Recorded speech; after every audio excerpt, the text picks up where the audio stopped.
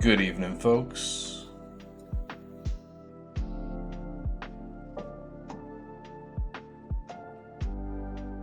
Welcome to Arclight's Happy Little Painting Session, Green Stream number 3. Looking to get through the rest of the work on the 4 times Green Boys for the MechWarrior 4 Inspired Lance. It's going to be good. Going to be doing the bases complete, essentially. Got to finish off the canopies because we did not finish those last time. There's just a little bit of refinement and some touch-ups to do. And then I also, so off camera, basically for like the last hour and a half, I've been slowly adding the decals because I figured why would I do that on stream? It's not the most exciting thing in the world to watch. And sometimes I have a habit of just not talking for several minutes at a time. So I figured let's do something a little bit more interesting. So kind of knocked that out off camera. I just have like 2 quick little coats of matte varnish to quickly brush on to a couple of the glossy spots. And then we're good to go back to the canopies. So buckle up. It's going to be a nice ride tonight. Hopefully we will finish off everything on these miniatures, which makes me very happy because my whole goal was speed painting these. And based on everything that I've done off camera and everything that would have been done over the past 2 streams as well as this stream, all of them being 4 hours each, that makes it about 4 hours-ish work that I've done per miniature, or that I will have done per miniature to get them complete. So not bad, not bad.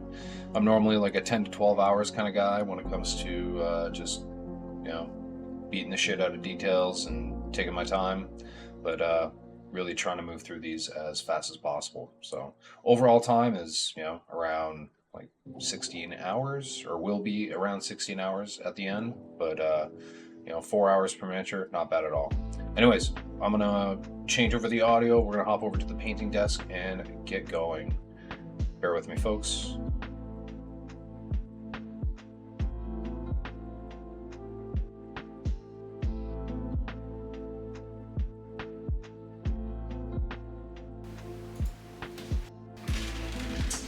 All right.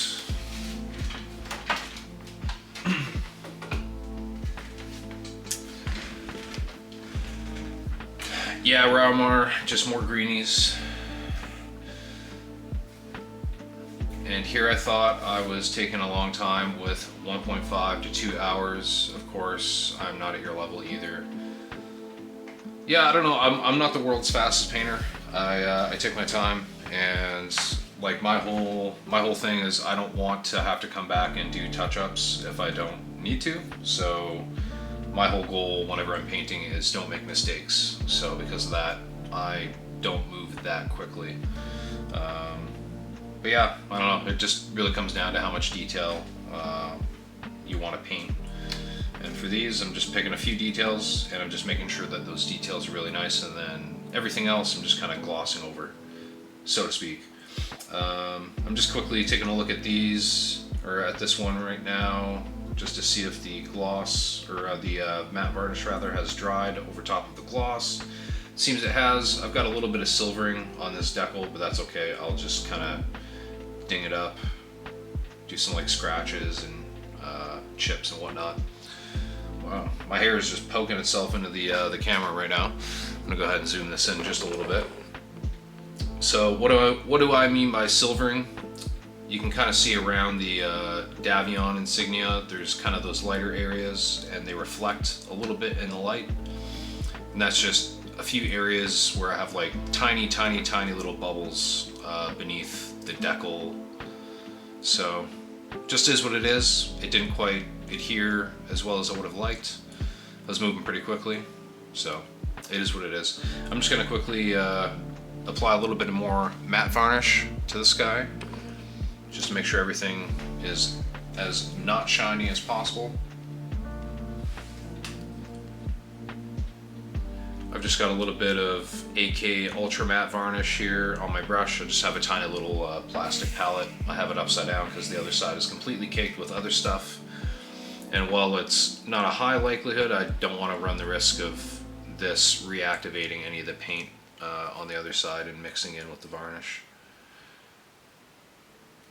So that's pretty good. Just gonna change over to the Thanatos.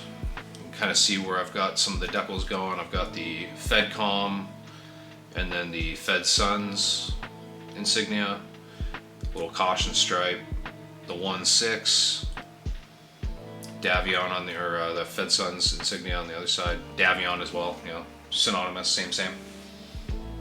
I'm gonna go ahead and add just a little bit of the matte varnish, just a very thin layer to all these areas, because why not? Let's just make sure it's not shiny at all. And on a couple of these where the decal overlaps the panel line, I'm going to go in with just a little bit of either black wash or just a bit of thinned down black ink.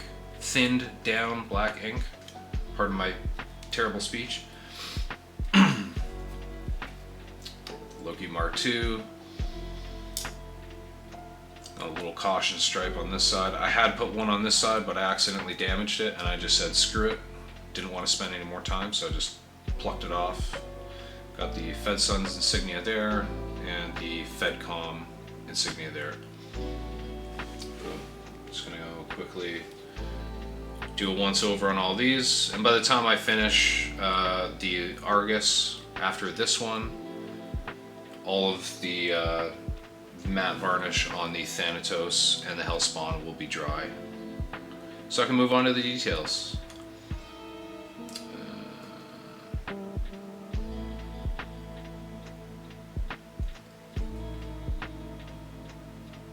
There we go.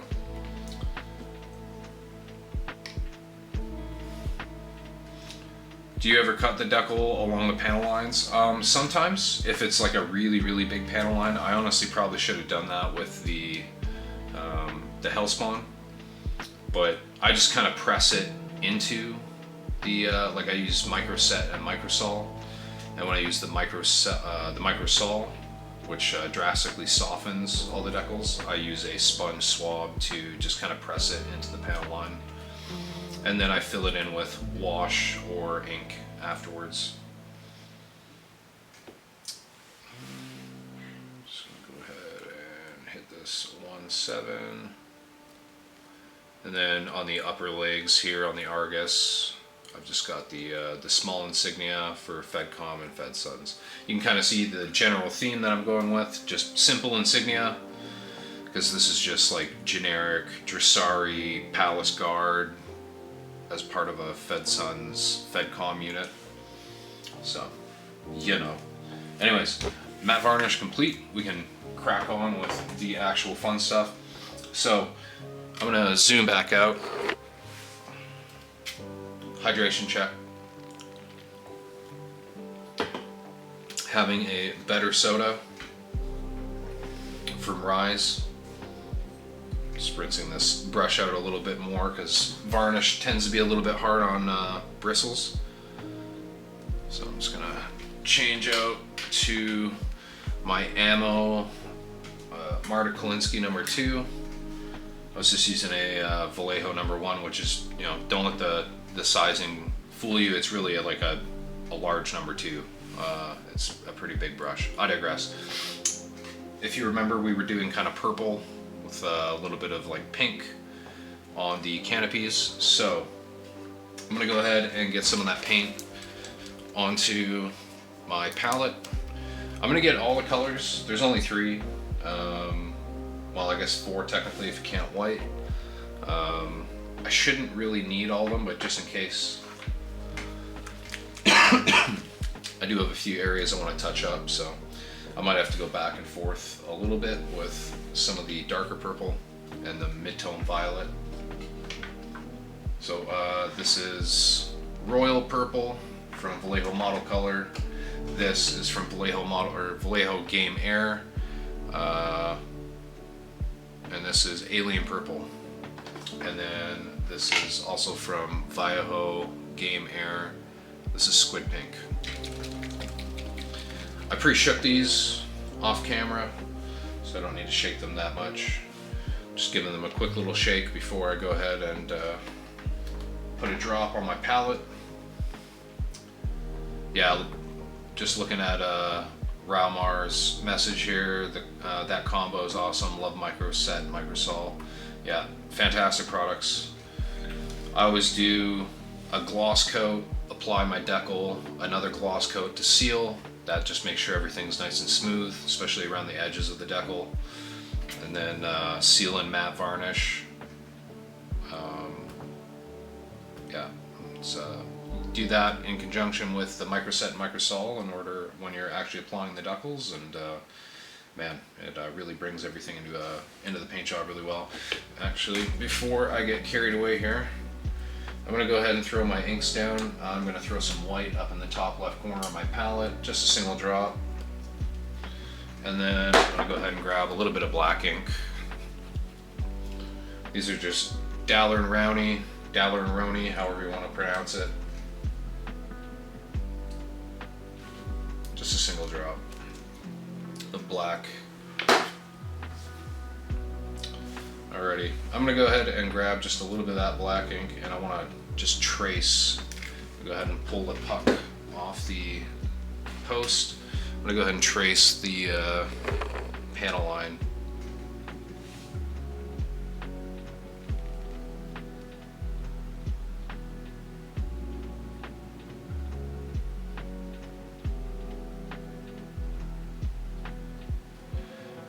And just like that, good to go.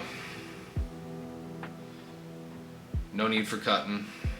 Good enough. You know, it is unfortunate it kind of, you know, literally cuts out the sword, but it just is what it is. There's just a couple others. I want to double check. Yep. Thanatos, the side torsos. I need to get a little bit of that black ink in here.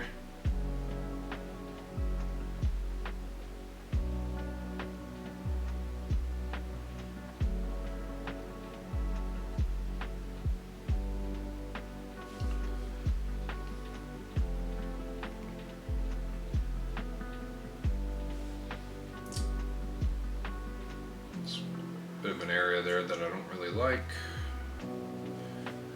I'm just gonna go ahead and adjust my lamp here. I've got a bit of shadow where I don't want any. Just try to make sure the bottom section of that panel line is good. I'm gonna go ahead and do the same on the other side here. Just getting a little bit more ink on my brush. Just give it a quick rinse.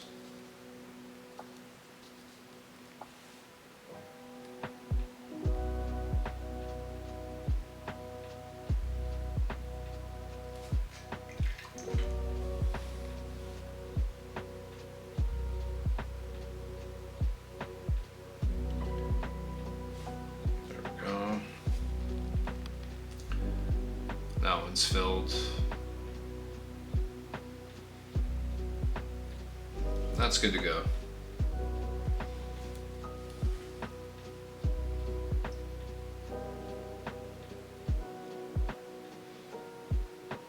All right.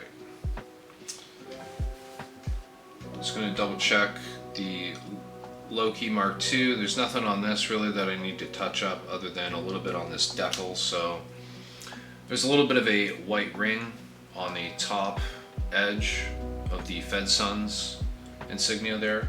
I'm just going to go ahead and clean that up. Decals are nice because they definitely, you know, if you're not confident with freehanding, they're good for saving a lot of time. But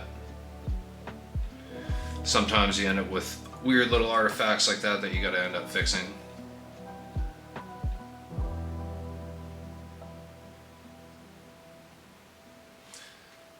And that's good enough. Got a little bit on this one as well. I'm just going to touch that up. These are from Fighting Piranha Graphics. These decals, decals, however you want to pronounce it. And I think that's definitely have, this one's good on top, but the one on the leg definitely needs a little bit of a touch up. Pardon my hand positioning.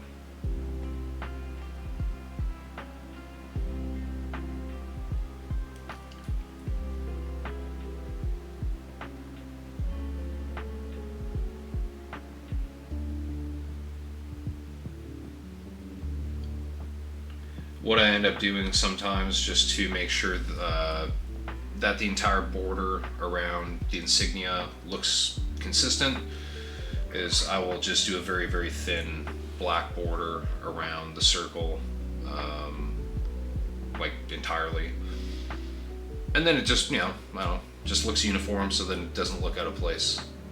You don't have like a weird dark half moon on the top bit there. Anyways.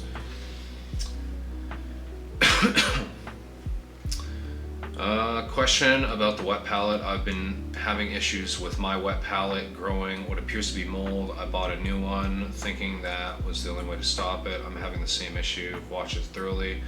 So when it comes to wet palette, so my wet palette is very dirty, as you can see. At a first glance, it would be like, you would probably think this has mold in it, but this is just paint. Just different colors of paint that have stained it over time. So I keep a couple pennies in the bottom, as well as like, you know, I had a section of copper wire, but I don't want to go ahead and lift this up. Copper and silver are a good thing to kind of keep in your wet palette. They have like antimicrobial properties. It's weird sciencey shit that I am too dumb to actually explain, but yeah, so that helps. You can also add like a couple drops of bleach into your water in your wet palette. I personally don't. You can also do a little bit of vinegar, like white vinegar. Don't do anything too powerful, just normal ass white vinegar. It'll also do the same thing that bleach does. It just you know, doing it with a different chemical format, you know, basic as opposed to acidic. But anyways, yeah, doing any one of those things will definitely help. I also have a little notch here, and I never actually like this is upside down essentially. I never actually flip it over and click it into place.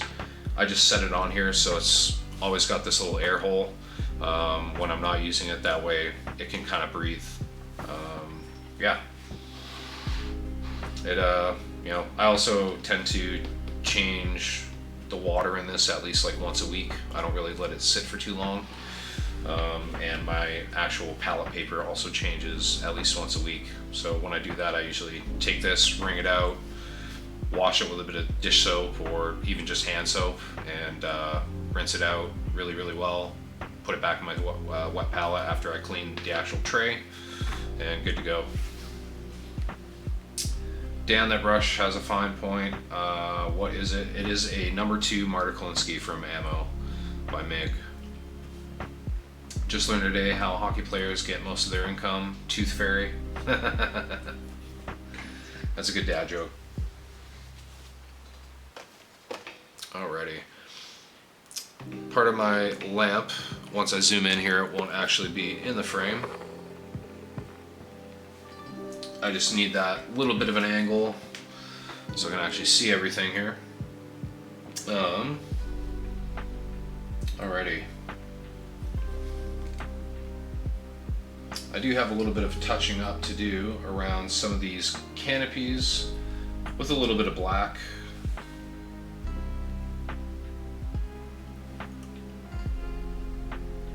I'm going to try to do a nice sharp black border along the bottom edge.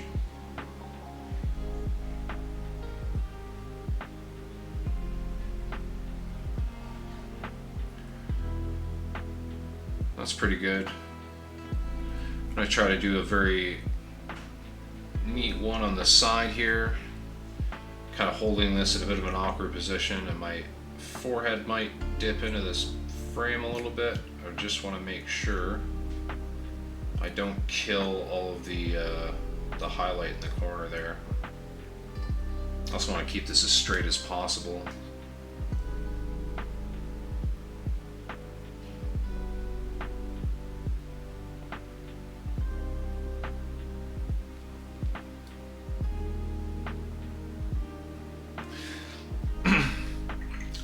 Some of you might be wondering why I go around and kind of frame in all these panels with the black border. For me, I just feel that helps to kind of solidify that transition between the whether you want to call it a sensor panel or a cockpit canopy panel. It just helps to really delineate that borderline in between that and the armor panels around it.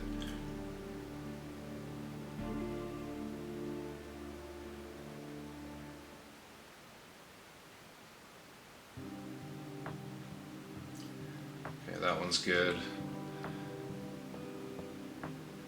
Got that nice bright little pink highlight in the corner.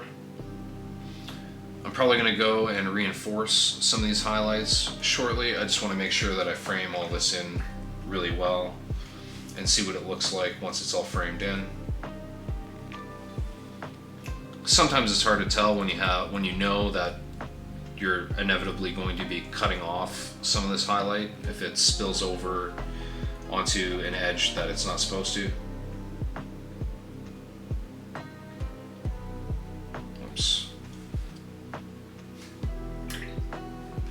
Completely messed that one up. I'm just going to go ahead and flood that with water.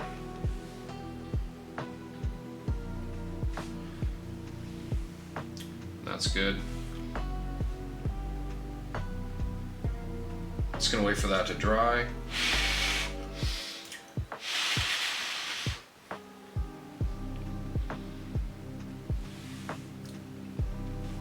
Yeah, vinegar is an amazing chemical that most people sleep on. I actually use it to clean my floors.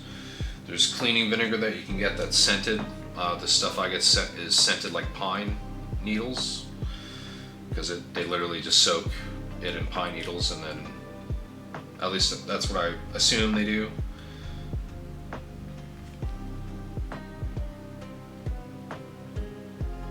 But it's very nice. It actually smells really good.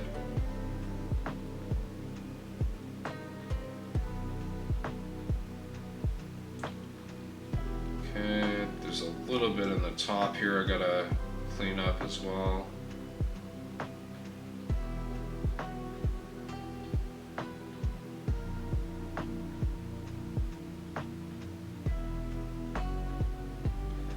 Just a little bit in that corner.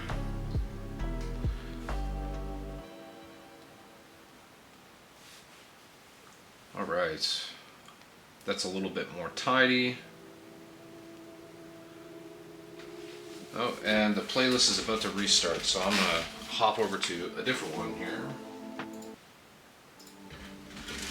There we go. This is Harris Heller's Stream Beats.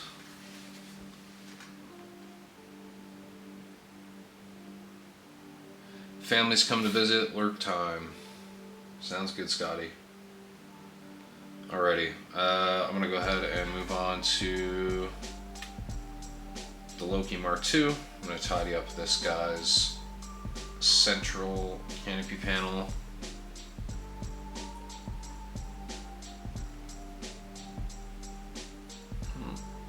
And I just got a little bit too much black in there, but it's okay. Let's go back and fix it. Not ideal, but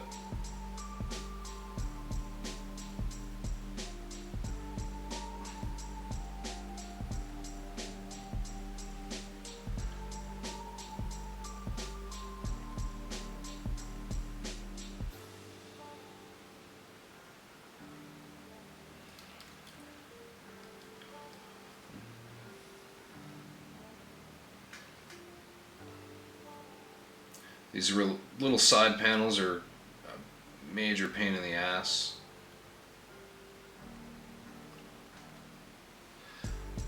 Pardon the angle, I can barely even see into this area with my brush in front of my face. It is very, very tight.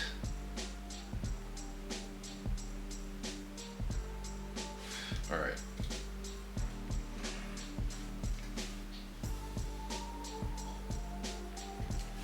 I'm gonna go into the corner with a little bit of this pink. I'm gonna see if I can fix back in there.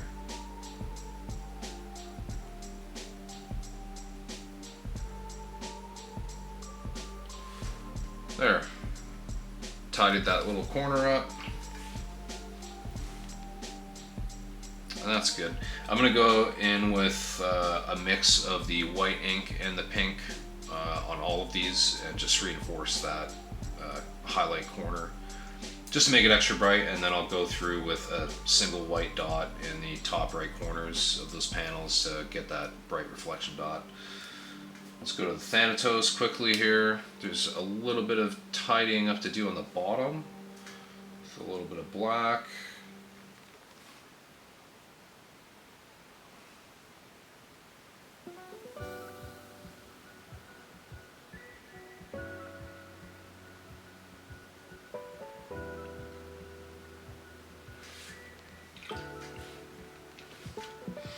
And I do have a little bit of an area on this side here on the, I guess, the Thanatos' left side, so our right side in perspective.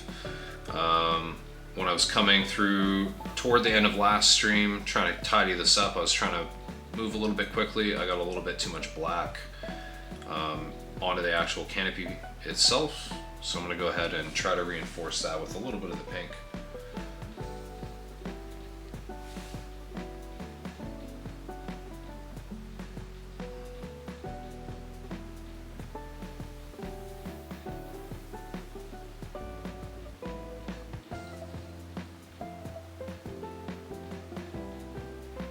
I don't mind if I get some of this on that black, because I can just go right back in with the black and tidy this up. I do have a little bit of a splotch of pink here that I'm not a big fan of. I'm going to see if I can rub that out. Giggity. Take a shot if you know why I said giggity. It's a dirty joke, folks. Or at least I'm insinuating there was a dirty joke there.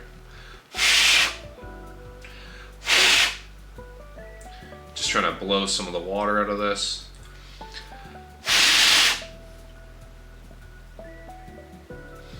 I just don't want all this black ink to run everywhere when I get into this little nook and cranny.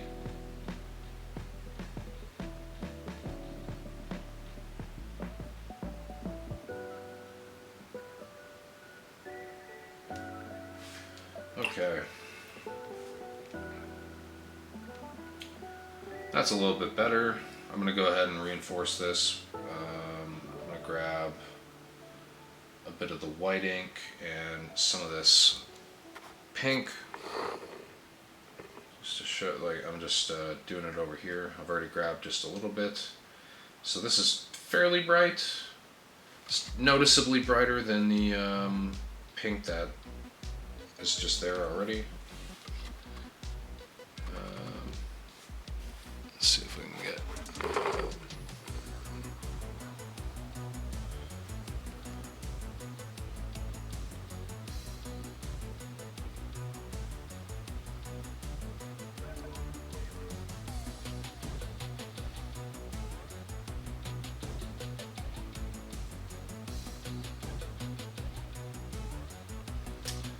Nice. We're just kind of filling out this whole bottom edge.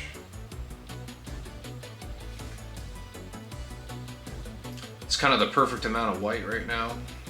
It's really brightening up that bottom area.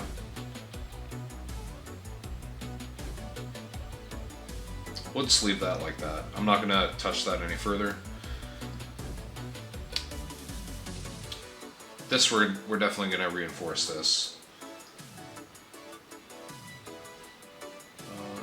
Just going to grab a little bit more white ink and a little bit more of that pink. Mix it together.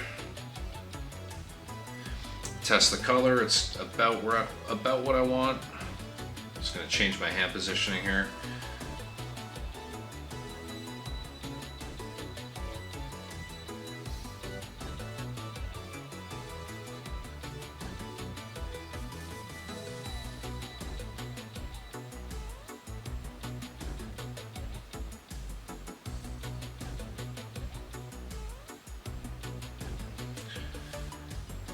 Just kind of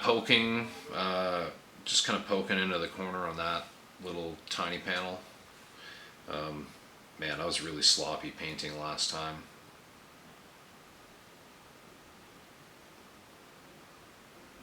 I just did not have a steady hand, and it shows. I have a little bit of cleanup to do with some black on these panels over here. Same thing with this one on the side. Let's see if I can get a better angle here. Basically trying to go straight in with this brush. Oops. Already kind of fudged up, but oh well. Oh well. No big deal. NBD, as they say. I'm gonna go ahead and get a little bit of this black ink.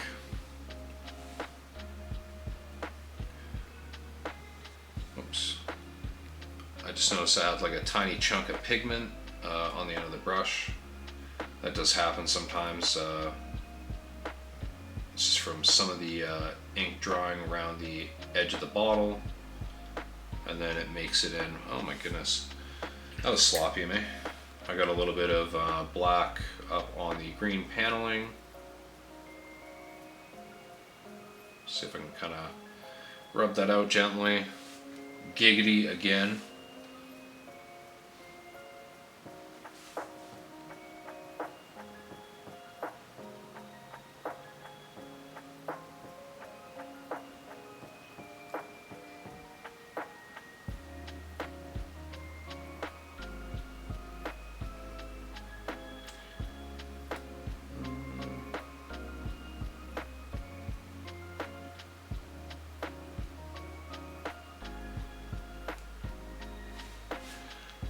Being a little bit sloppy with my black on the Hellspawn here, but it is what it is. Let's see if I can avoid being too sloppy on this side here. I'm going to really take my time.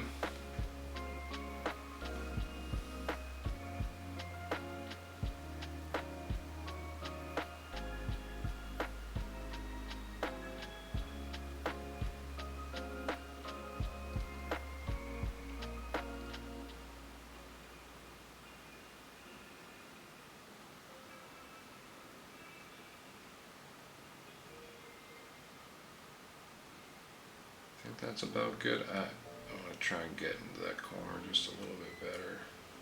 There we go.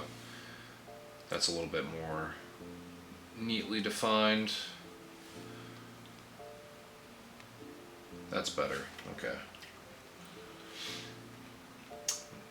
Try to repeat the process on the other side here.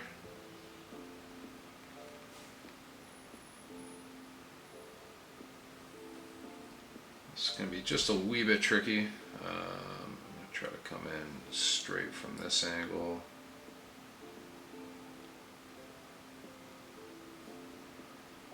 I'm going to try to get the bottom edge.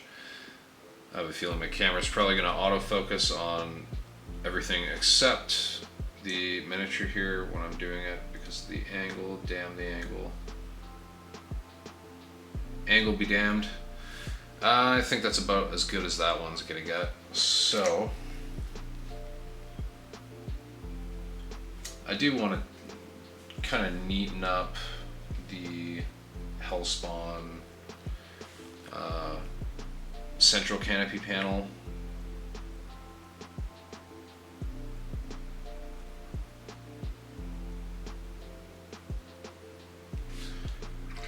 I just feel like some of the transitions between a few of the colors are maybe not ideal. Zoom this in just a little bit. Oops, other way. See if I can tidy this up just a little bit. I'm grabbing a little bit of the royal purple, which is the base tone. Change the angle here slightly, just to kind of be with a bit of a more natural stroke angle, for me anyways. And then up here as well.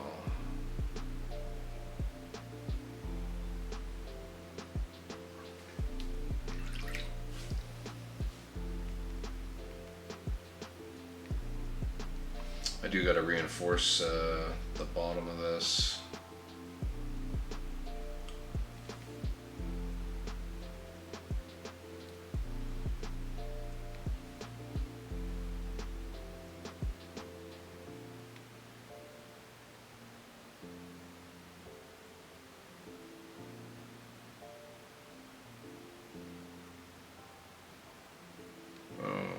Okay, I think that's probably... I think that's good. Maybe not. This is my issue. I love to fuss over things. Love fussing. I'm a fuss around and find out kind of guy.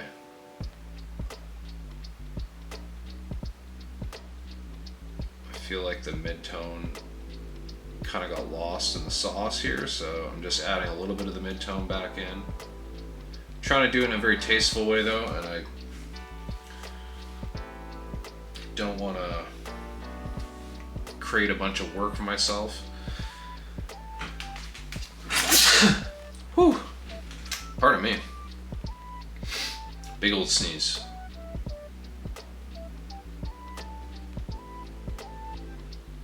Alright, let's take a look, kind of head on what this looks like.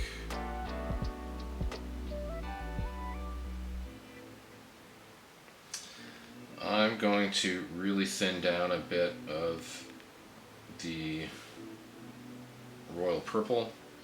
I just want to ease this transition between the alien purple and the royal purple. So this is a bit of a glazed consistency. I'm just going to touch a little bit on there, let it dry. Just a little bit more. Basically getting some on my brush and then offloading it. Because it is very thin, you just tend to get a lot more water in your brush than you do paint or pigment.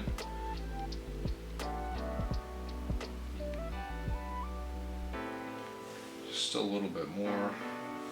Get in here.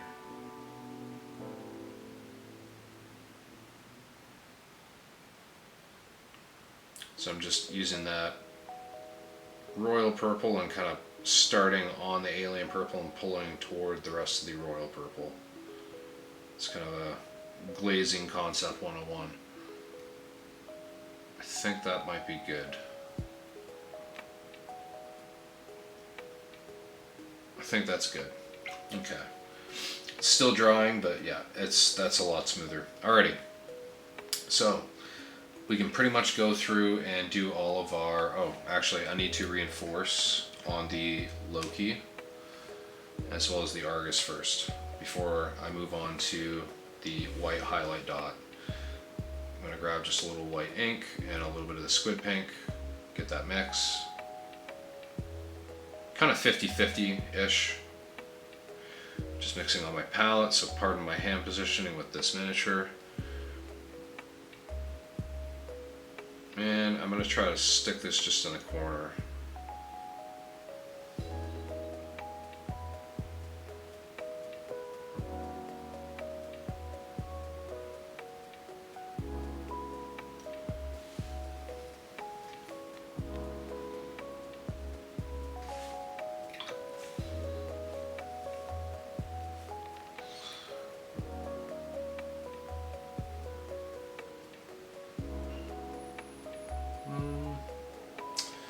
it could be a little bit brighter in that corner. I'm just going to grab just a little bit more white ink and add it into that squid pink, and I just want to get like a nice little dot in that corner.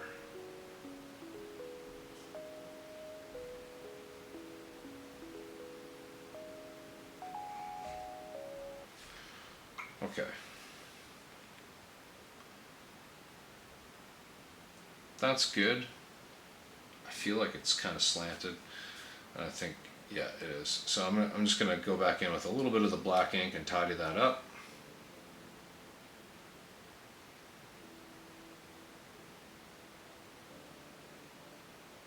There we go. Okay. It still kept that really bright white value in that corner, which is perfect, and that's not slanted anymore. So that one's good.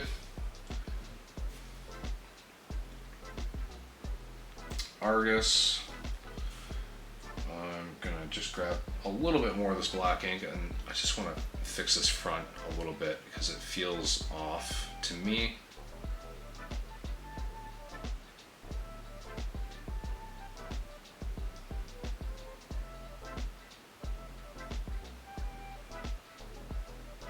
Oh, maybe that's just it. Okay, I'm gonna grab a little bit of the squid pink. I want to reinforce the bottom edge highlight of the front panel here.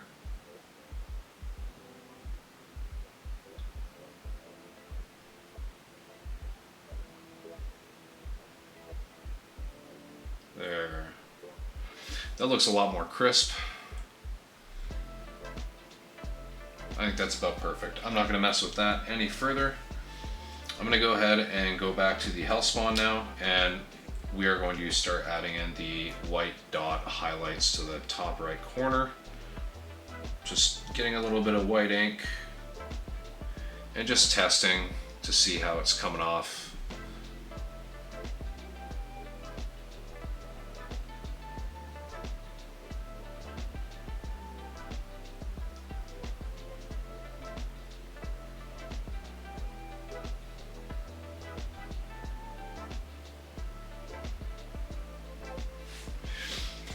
So the issue here is my white ink is drying on my brush. So I don't like that dot at all. Just gonna get the tiniest little bit of black ink, and I'm just gonna smudge over that white dot. And that works well because everything in the top right corner is black anyways. I'm gonna get just a little bit more of the white ink on my brush. Offload a bit of excess onto my thumb. Test again.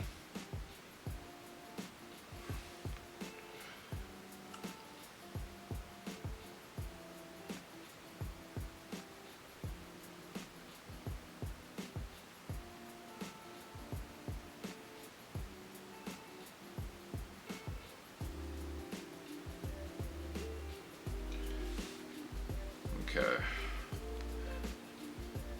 I just went back in there with a couple little tappy taps because it wasn't round, it was more of like a hash line that I'd added on there, just a very tiny one, but I kind of rounded it out, so that is good to go. Just that single one, not going to add any more. I am looking at that bottom edge on the that central panel, and I kind of want to tidy that up, but I'm going to go through and do all these reflection dots first.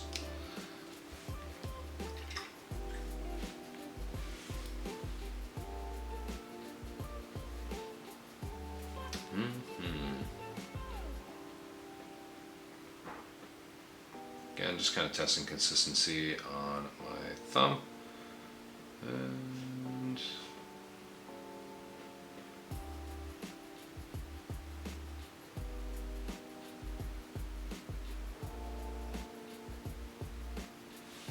And same thing, I just kind of rounded that out.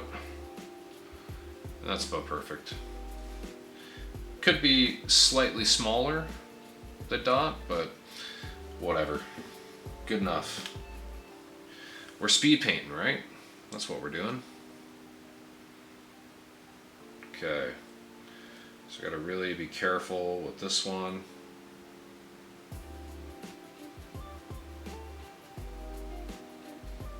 I'm gonna rinse my brush out and get a fresh bit of ink that is not dry. So I can get like a super tiny dot. Try to anyways.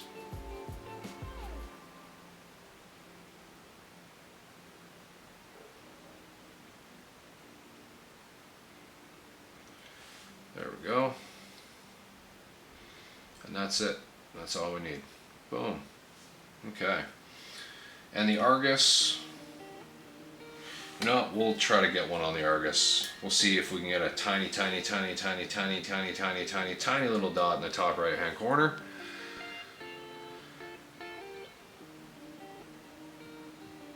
I know this is a very weird position. Alright, there we go.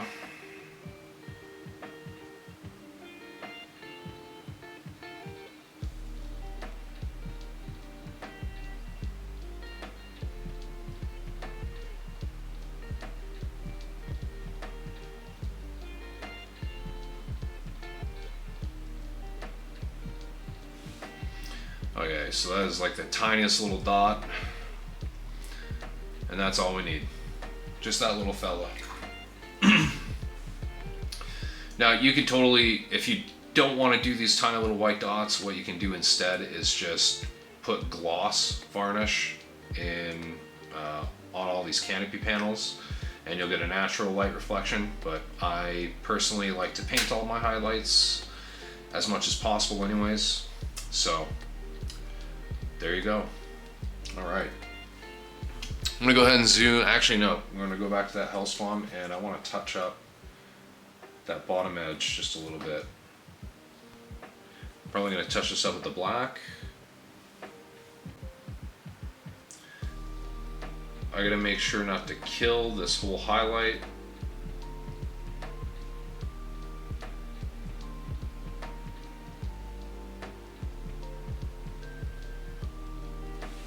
Just trying to get that edge as straight as possible. I think that's about as good as you're gonna get. Okay, that's good enough. That's pretty nice. Nice bright lasers. Good, good, good.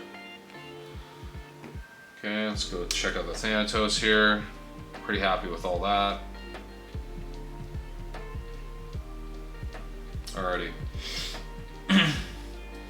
Now, I'm going to zoom out briefly. Hydration check.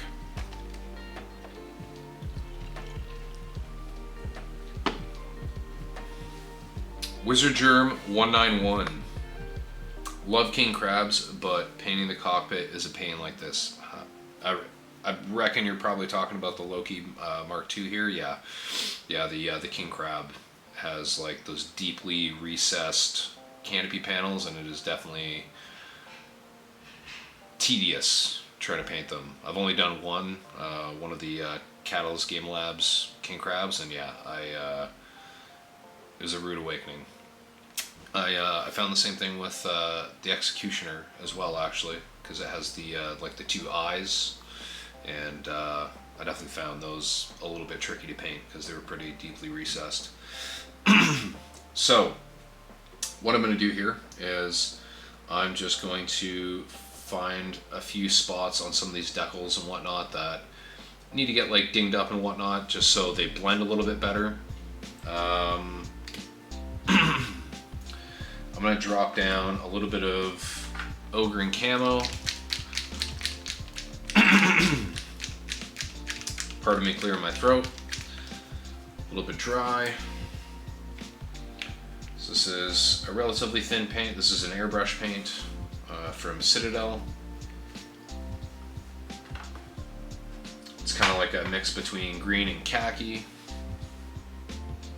Baby shit green and khaki, I should say. So I use this as like a highlight color. So let's zoom in here. I am just going to, actually I need a little bit more of that.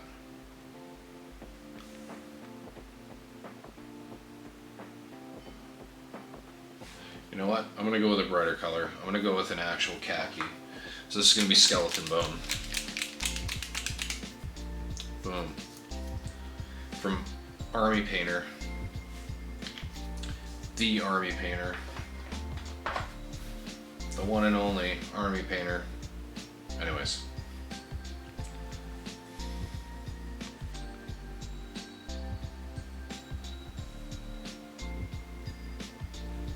So I'm just adding a couple little choice scratches and nicks here.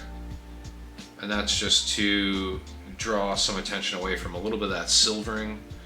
And if you do end up seeing any of that silvering, it will honestly just look like it's more dings and scratches.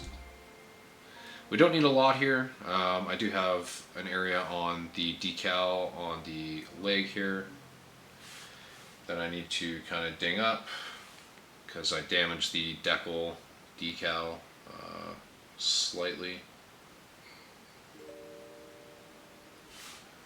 So I'm just adding in a bright highlight color here, something that's brighter than my actual highlight color. Sometimes I'll take whatever highlight color I use to edge highlight and I will add in like a little bit of off-white or light gray, or I will just pick a brighter color tone. Okay, I think that's good. I'm gonna have a little drink here.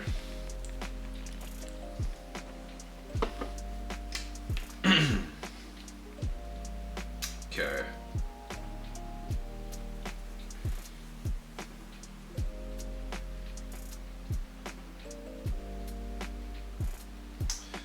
I'm gonna grab just a little bit of that skeleton bone, and on the underside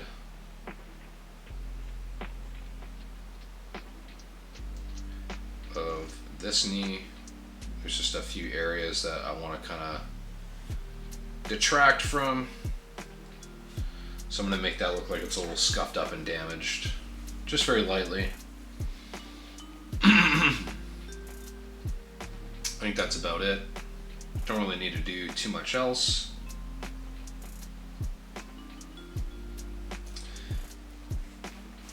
Just in the thread of touch-ups here, I'm just gonna touch up a few areas on these jump jet ports quickly that I'm noticing are not that neat and tidy.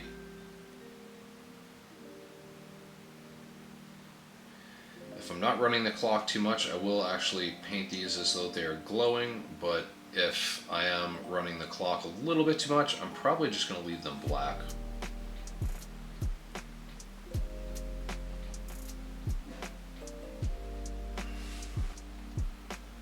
Okay. I'm actually going to check the jump jets on the Hellspawn, and yeah, I'm going to fill these in black. Right now these are just blocked in with all the dark silver, but I'm going to fill these ports in with black. I was going to fill them in with, pardon me. Actually, I might still, we'll see. I want to paint the bases first before I paint those, just because I want to make sure that I get all the bases for these done.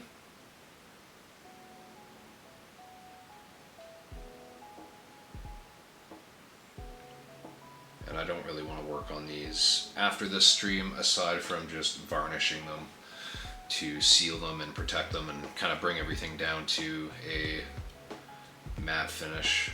Okay. Alrighty.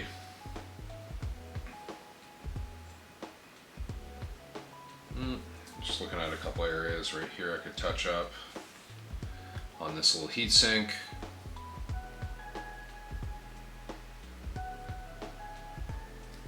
Again, just kind of framing that thing around the edge, and then in between the slats, just to really make sure that everything's clearly delineated.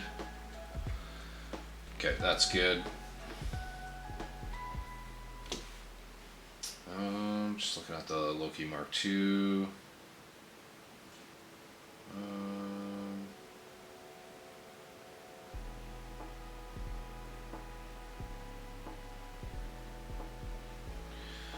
Just one area down here. I'm gonna grab a little bit of chocolate brown.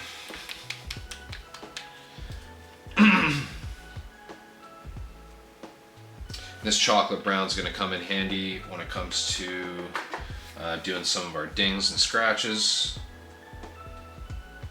Just grabbing a little bit of this and putting it over top of, there's like this little nut and bolt area looking thing.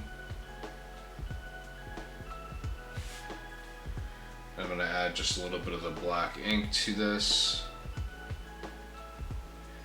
So the reason I'm doing this is there's a tiny little uneven surface there for because of the edge of the decal. So I'm just darkening that drastically, that way you can't really see it.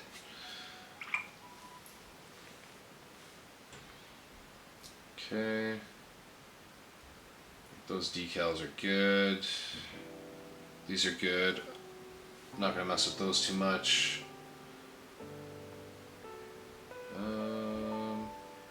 Okay, so I'm just going to grab a little bit of the black ink and some of the chocolate brown and get like a very dark brown gray. I normally will mix like Vallejo black gray with a bit of burnt umber ink. However, this color yields a very similar result.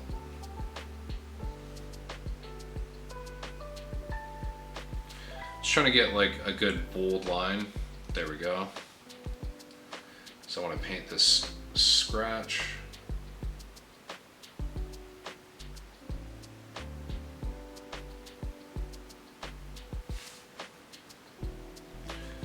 Get a little bit more on my brush. Just some of these areas that I kind of like stippled and did little chip marks. Just gonna add a little bit of this brownish gray. And that's it. That's my scuff. Super simple.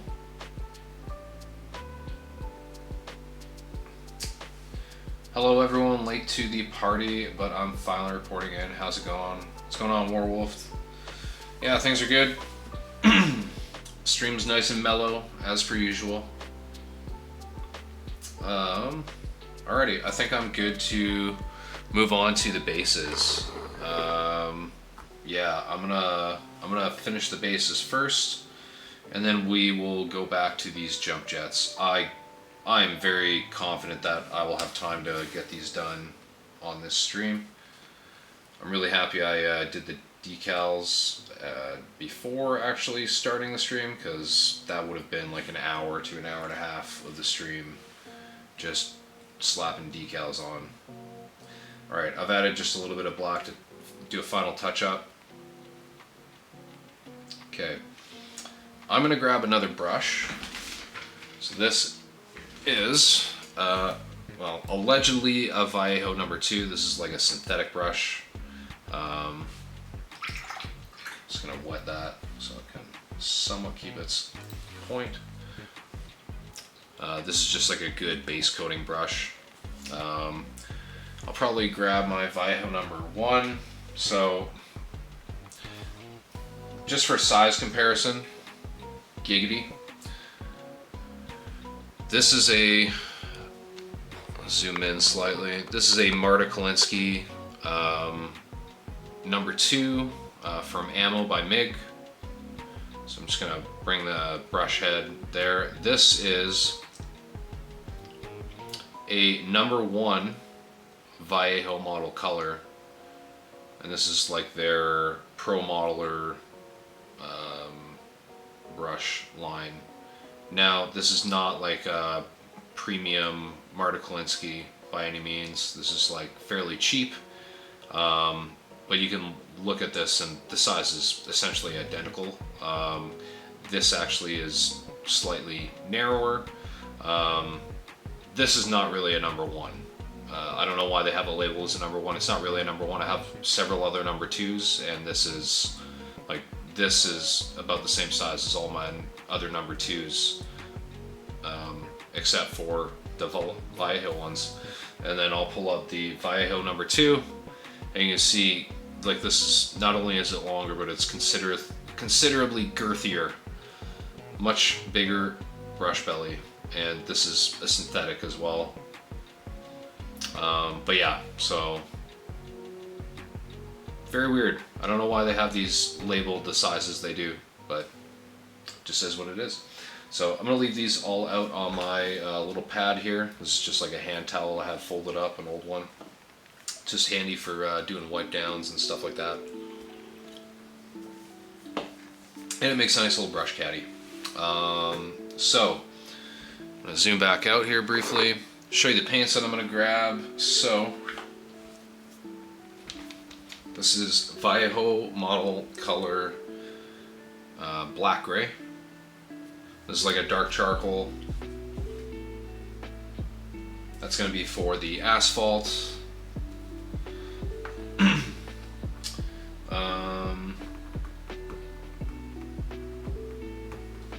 going to grab just a little bit of, no, I'm going to grab, so this is, no, I'm just thinking out loud here. I'm going to grab a little bit of somber gray from Vallejo Game Color.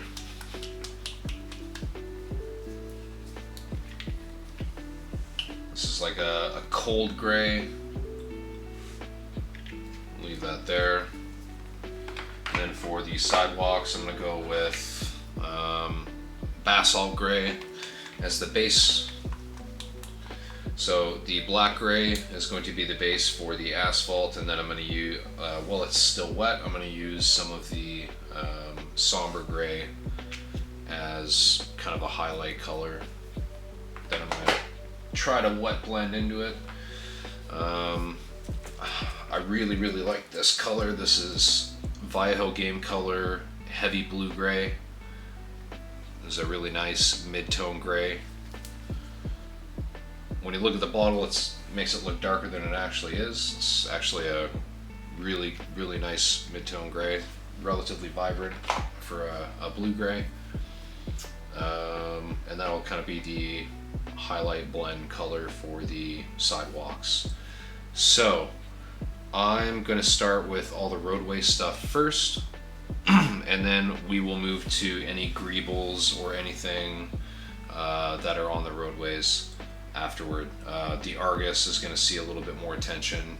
It's got the guardrail kind of running down the middle of the road with the median and the Jersey barrier with the little barrels and stuff, but I'm going to show you how I kind of move through things like that pretty quickly. So, oh yeah, this guy's also got that kind of destroyed wall. It's kind of like a church wall if you look at it really closely. Oops. And then just a few little greebles, a little box, piece of debris, barrel, and a pallet. Let's get that to focus. There we go.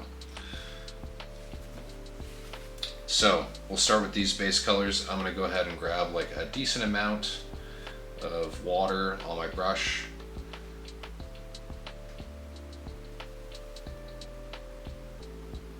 And I'm just trying not to get this all over the miniature.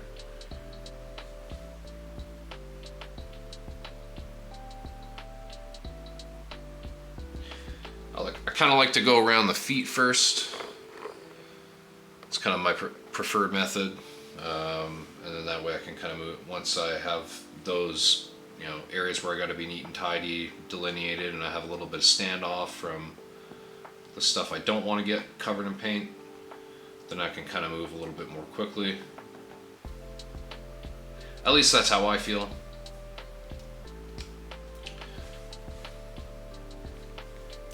Now we don't need to, when I start adding in the other color while this is still wet, I don't really need to worry about it being super even, as I'm going to be adding a bunch of pigment powders and stuff to the base that are going to drastically alter the shading and tone and texture of everything. So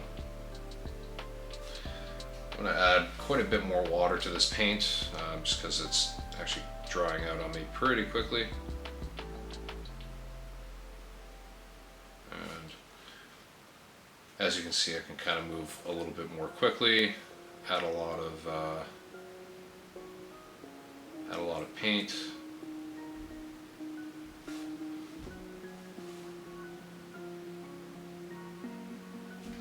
And I'm just going to grab a little bit of the somber gray.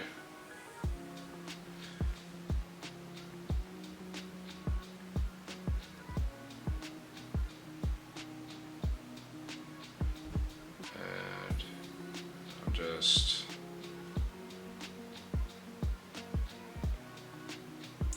kind of slopping it up like this. Just stippling and kind of blending it messily. You know, roads are never neat and tidy, very rarely anyways. Still leaving some areas of like very dark stuff, but just kind of letting that be. And that's about it. I'm not going to do anything else to that for now. I'm going to go on to the next base and do the same color. I'm just going to do the roadways for now. Add a little bit of water to the brush. This will be quick and easy. And this one I can add because there's nothing in the way on this roadway. I'll be able to kind of feather some of the highlight color a bit.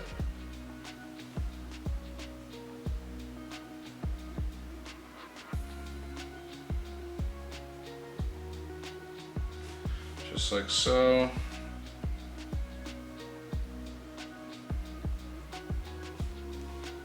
You can kind of see there's just like a very soft gradient there. Very, very easy to do when you have like these big flat surfaces. Wet blending is great for that. Add just like a bit of a more extreme highlight there. Feather this just a wee bit. And I'm going to add just a little bit more of the somber gray.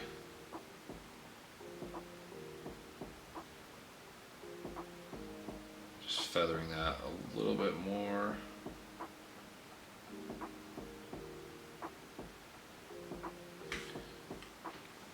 That's probably good.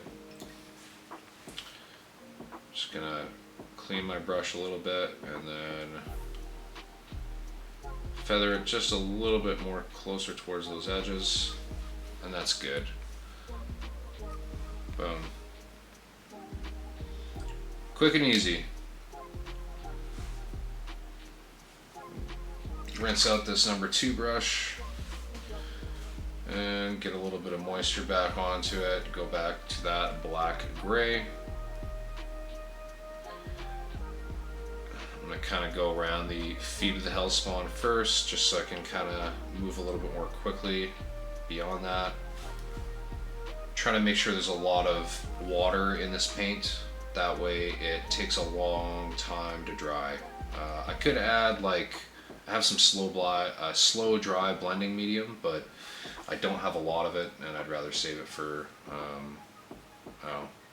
when I actually need to use it. So for this, I just make sure I keep hydrating my brush every time I go back to the paint. And I'm going back to the paint relatively frequently.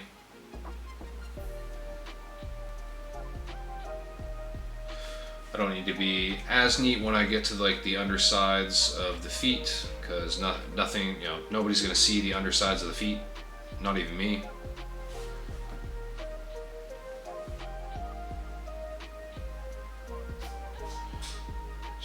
Hydrating this paint quite a bit. Just noticed a bit of a kind of a gap back there. Just fill that in. Okay, just gonna cover the entire thing, and then I'm gonna add a little bit of water to this whole mix. All right, I'm gonna go ahead and add the somber gray.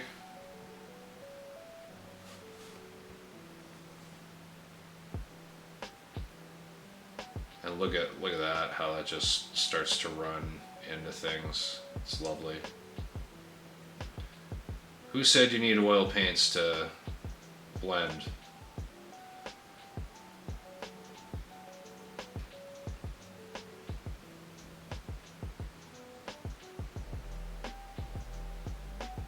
That said, oil paints are amazingly fun to blend with. I hadn't ever painted a miniature with oil paints up until Gen Con, actually. Dale Ida, one of the Camo Specs guys, came down, and ahead of time I'd kind of let him know that I was interested in learning how to do it, because he does a lot of his miniatures primarily with oils. And they just look fantastic, and he said he spends very little time on them. So I was really curious to see his process, and it is very, very fun. Very fun and organic method to use. Cool. This is good. Nice and uneven. That's exactly what we want. Alrighty, let's get to this fella right here.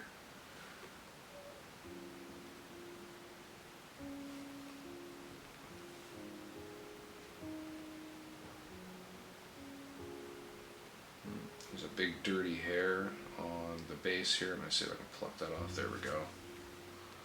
So, yeah, you can see that hanging off the end of the brush. Perfect. That was actually probably a hair from the brush that came off. This brush has seen better days. That said, I actually haven't used it a huge amount. But it was a very cheap brush. I think I only paid like $5 or $6 for this, so.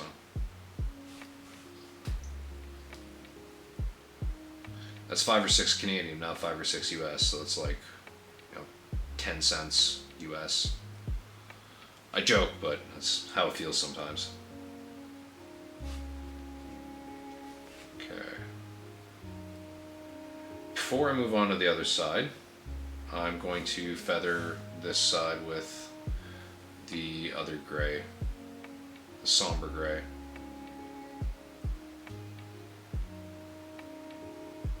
Just that way this doesn't dry out.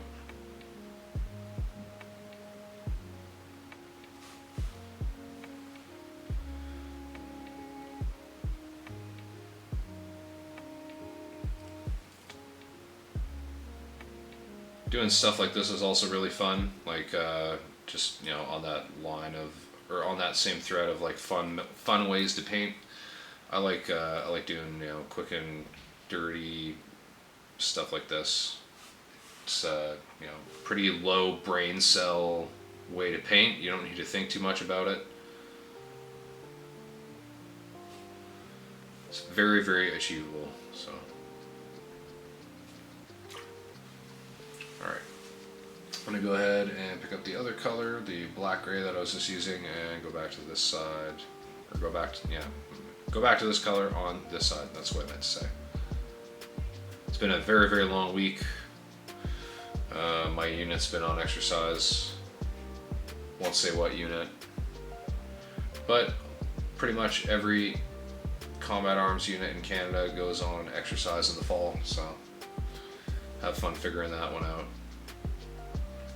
But yeah, we've been busy, so my weeks have been pretty long. Not as long as some of my colleagues, because they've they've been out in the field a lot more than me. But yeah, long days, doing a lot of admin.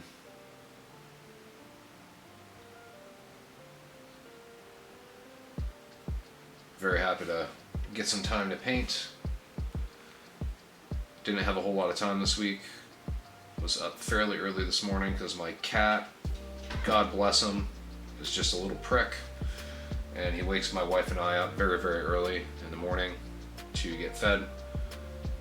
Sometimes we keep him in the basement overnight just to get a good night's sleep, but we haven't been doing so lately, and we're probably going to go back to doing that tonight, just so we don't get woken up to guttural purr noises in the morning.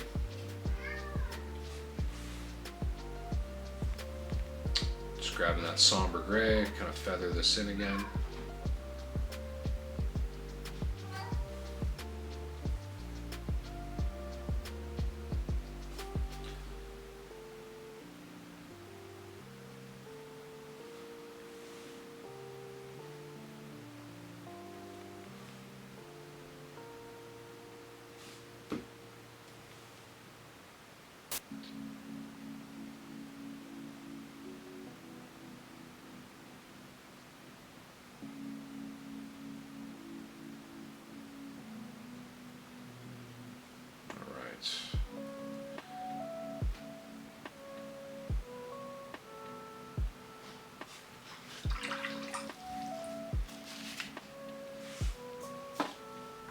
Hydration check.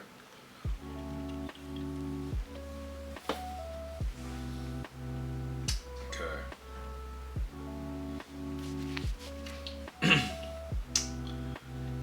Alrighty, I'm gonna go ahead and add some graphite gray.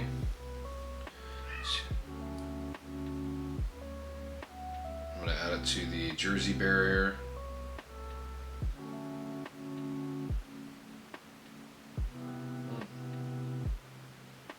Look at me slopping it up.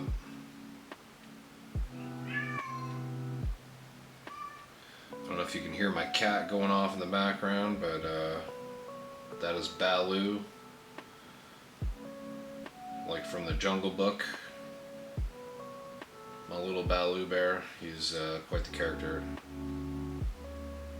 Shout out to Baloo in the chat.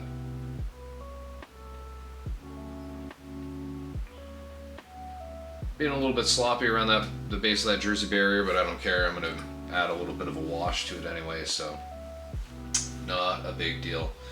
I'm going to go ahead and pick up a little bit more of that graphite gray that I just had, and I'm going to go ahead and start blocking in the median.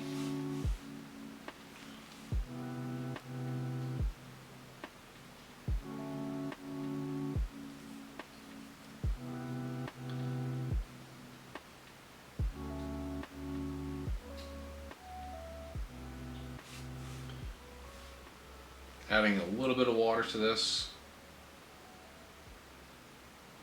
and definitely trying to be careful around that toe of the Argus. Also going to try and get over that edge.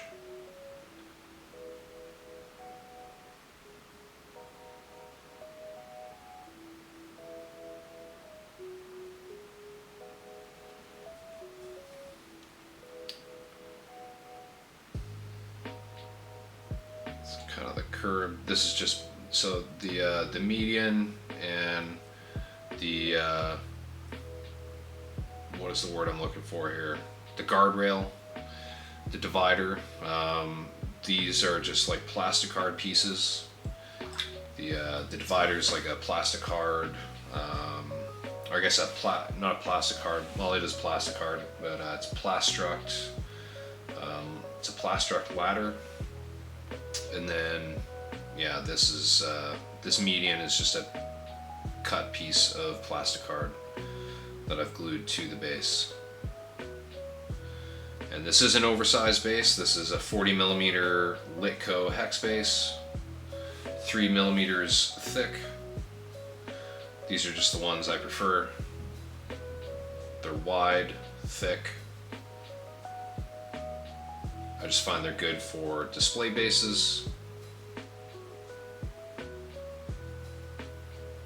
And because all of my stuff is based on 40mm hexes, when it comes to gameplay, there's no real issues. And when I play against other people, it's just, you know, general understanding of like, hey, you know, any advantage gained is advantage lost if you're talking about measuring from base to base. So it just tends to work out. I'm just gonna grab a little bit of the black gray. I just see an area deep in here underneath the foot that needs to be filled in. That's good.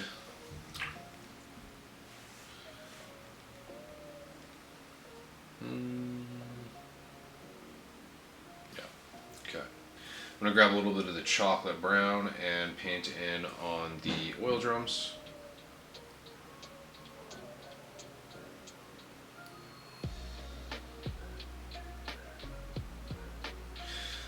Paint is way too wet. I'm going to go ahead and wick all this away. Pull from the other side of that paint pile on my palette. Doesn't need to be like a perfectly even brown coat, because that'll actually, I'm going to paint these as though they're rusty. So having them uneven will actually help, but I need it to not be, I need the paint to not be flooding them, and unfortunately the paint was just flooding them. Would have taken a while to dry and wouldn't have looked right, so. Oops. Just looking for an angle in on the back side of this oil drum here without hitting the freeway divider. Or the Jersey barrier rather. And that's good.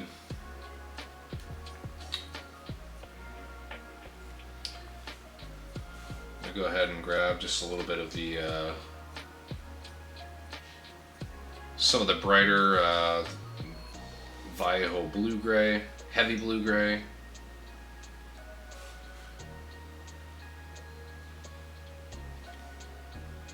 I'm just kind of adding a mix of colors here. I'm going to add a little bit of a mix of the brown and khaki that I have here on my palette. So this is like a mix of chocolate brown and skeleton bone.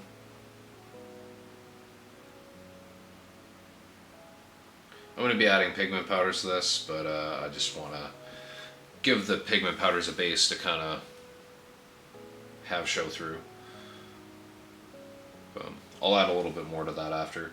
The guardrail I'll do in, I'll do in brown as well. I'll do it kind of rusty.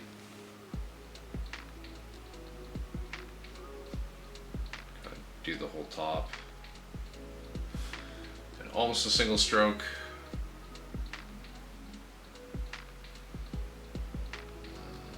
Just kind of come through on both sides.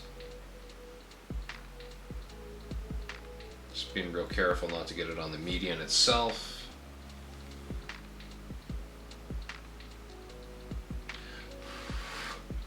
Whenever you get, if you're painting this and you get like bubbles forming in between the runs, just give it a quick little blow and it should go away. If not, just get a little finger or a dry brush in there and poke around. Should get rid of the any bubbles that you have, or yeah, any bubbles.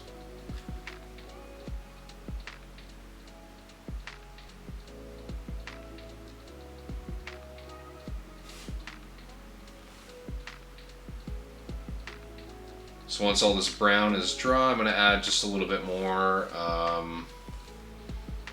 ruddy brown by way of Bloodstone from Formula P3. Just in random spots, and then I'll dry brush these with metallics. And then boom, rusty metal.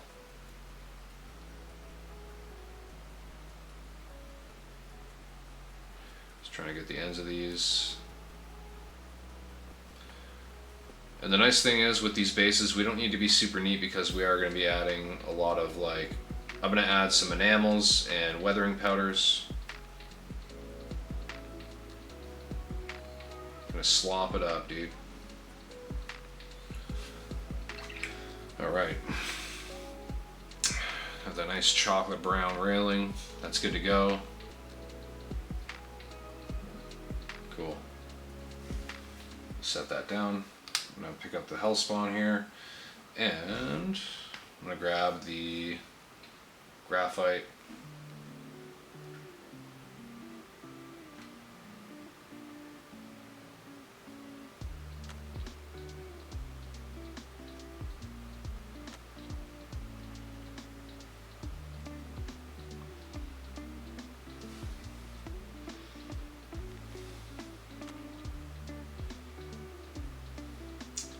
Now I was going to wet blend some of the Vallejo blue gray onto this, however I kind of decided in my head that I'm just going to sponge chip essentially the sidewalks with the blue gray. It's tonally very similar. I might actually grab something slightly brighter, but yeah, that's just the direction I'm going to go instead. I'm just going to get the curb That's next to the road.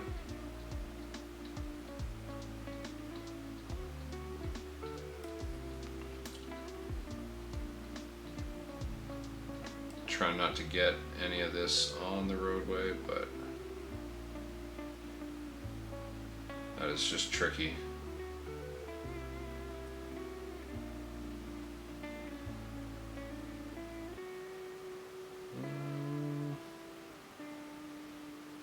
Okay, I'm just gonna grab a little bit of the black gray. Just a few areas I wanted to touch up down here.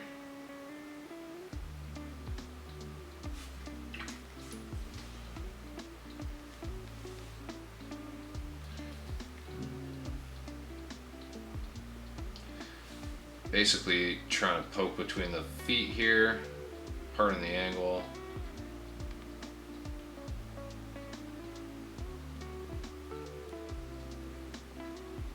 There we go. Okay. Sorry, my hands were all over the place with that one.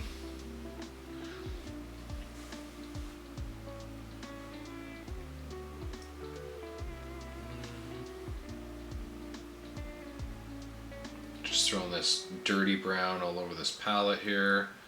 I'm gonna throw a different khaki on this afterwards, so I'm just gonna do this, that way there's a lot of added variation. I'm gonna pick up this chocolate brown again and get this oil drum. Thankfully this oil drum is mostly brown already, so we don't have too much work to do on it.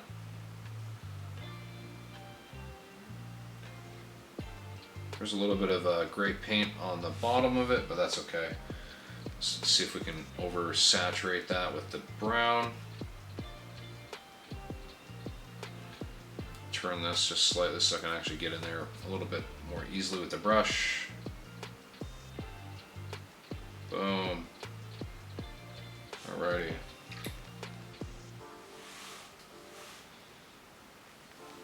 And this little scrap piece. Probably have it as like a rusty piece of metal.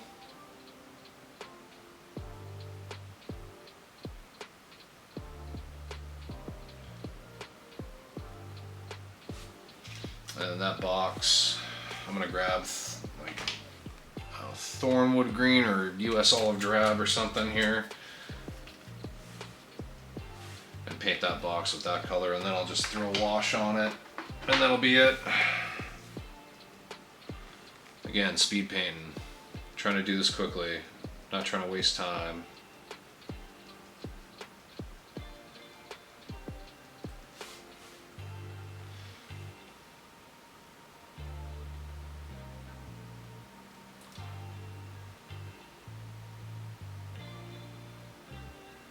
Alright, that one's done. I'm gonna grab a little bit of Monster Brown from the Army Painter, and I'm gonna thin this down slightly and put this over top of that palette, and then I'll come back to the palette later and just kind of gently highlight it with the skeleton bone.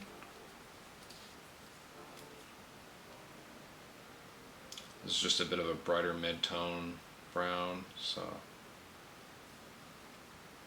be a little bit more punchy and saturated and opaque than the color that was on it previously. So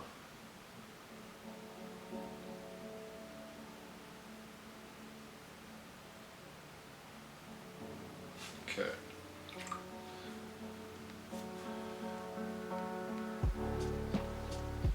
That one's good.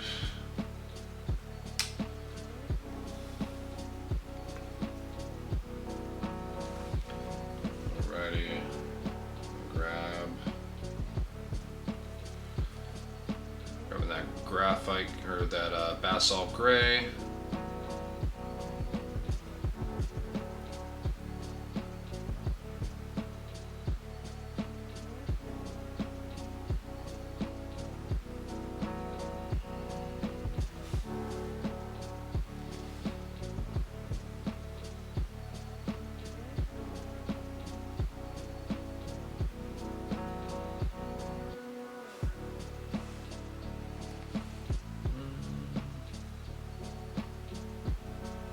I always love painting bases.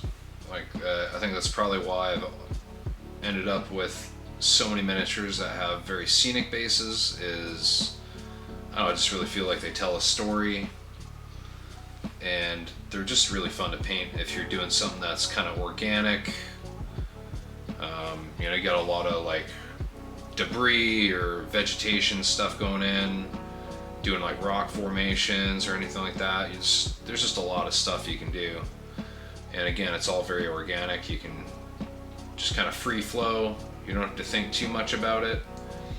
You know, the only area you really kind of do have to think about is if you're trying to match a bunch of bases across an army, but even then, you know, I just make the bases visually laid out different. That way, you know, it's still a unique experience every time. I'm gonna go ahead and grab a mix of the black gray and somber gray, and I'm just gonna stipple this all over the debris, and then I'm gonna add in browns and stuff too.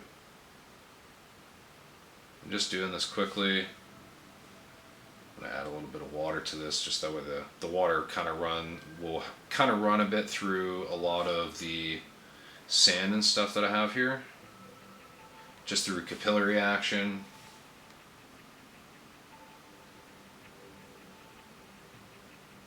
Part of my head and my hand angle.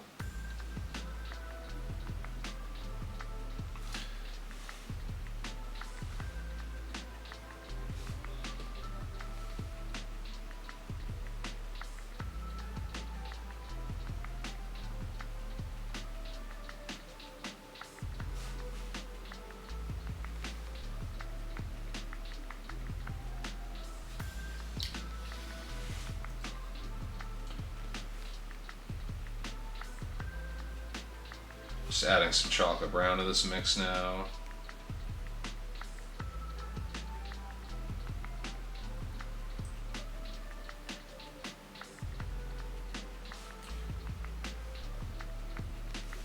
As well as some other colors too. I've got like a little bit of skeleton bone mixed in. I'm just stippling lots all over the place while this is still wet.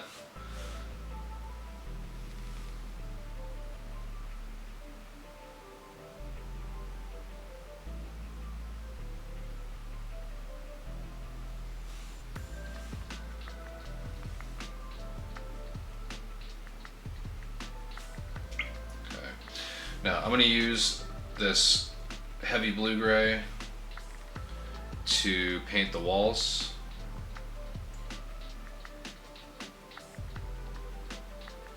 It's a very thin paint, so it's not going to be completely opaque, but that's actually good.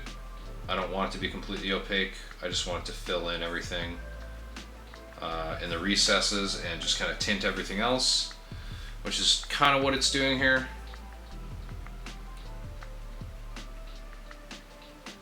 And once this is dry, there's still going to be a ton of color variation on the walls, but you know, everything's going to have a gray overtone to it. Literally a gray overtone as opposed to a gray undertone.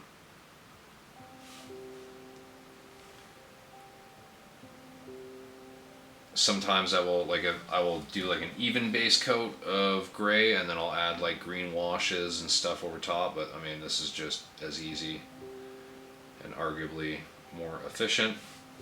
Looks a little bit more natural as well. Maybe this is a building that's been broken down for a little while now. It's not fresh rubble, it's been, you know, collapsed for a couple weeks or something, and maybe moss and all kinds of stuff is growing on some of the concrete. But, you know, relatively easy variation just by proxy of having a very thin paint go over something that's already got a bunch of mottled colors. Okay.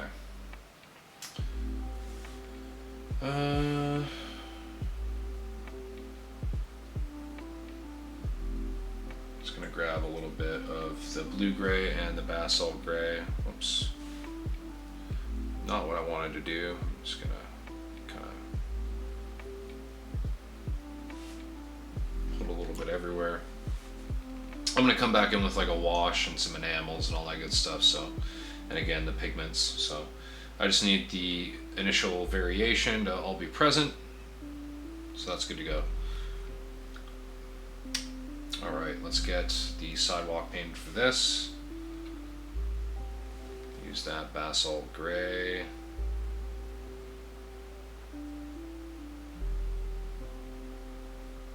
Just trying to be careful around that toe of the Thanatos.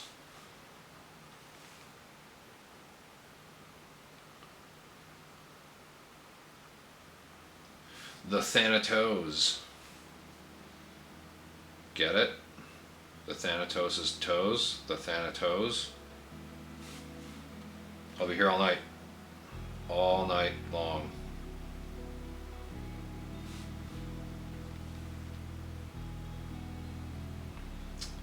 Bases are great, but should never overpower the main model, the mech in this case. I have a habit of overpowering my, well, maybe not, but I have a habit of going over the top on a lot of my bases. I like to tell a story. Not all of them, but definitely a lot of them. I've got some pretty chaotic bases. I like adding battle armor, infantry, vehicles, rubble, lots of vegetation.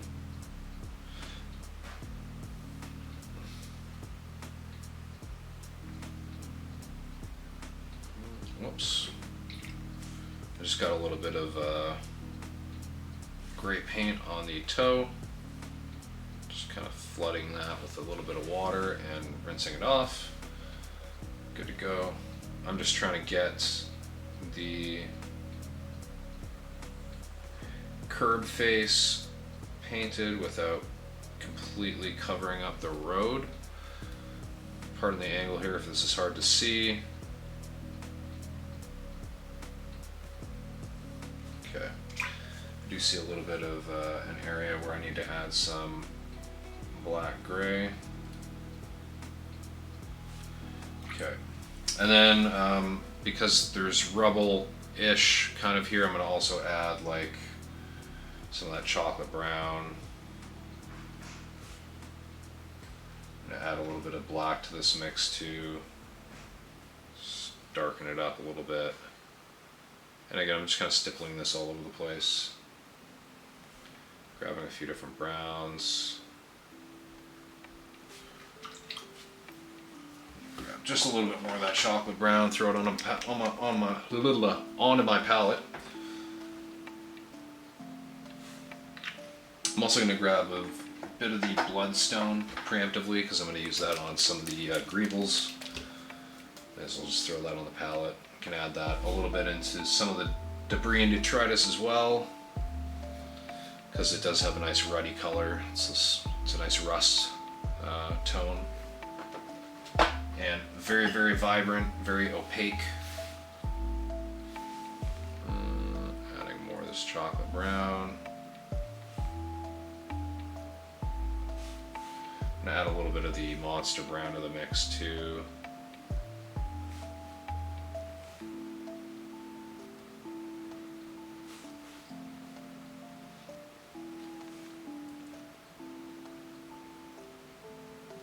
All this texture stuff on the road, I'm just kind of covering all of it with various shades of brown.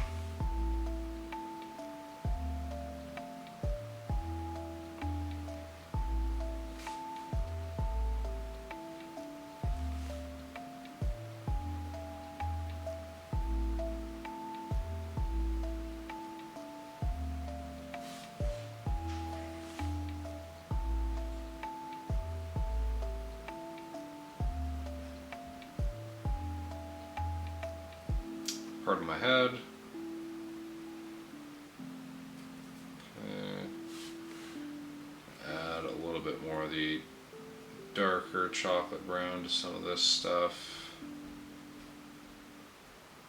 I will dry brush a little bit of this afterward as well. Rinse that brush out. Alright, so kind of have like the basics blocked in on a lot of these. I'm gonna let this dry. I'm gonna go over to the Argus again here. So I'm gonna grab this smaller brush. I'm not gonna use my detail brush just because I'm kind of moving quickly and being a little bit rough with these. I'm gonna add some of this ruddy brownish orange to these oil drums. Just in random areas. Doesn't need to be even or anything like that. And in fact, making it even will kind of make it look funny, so don't do that. I'm going to also grab just a little bit of the ruddy tones. I kind of thin this down slightly, and I'm literally just tapping and stippling all over the railings and rungs. Randomly, complete random concentrations.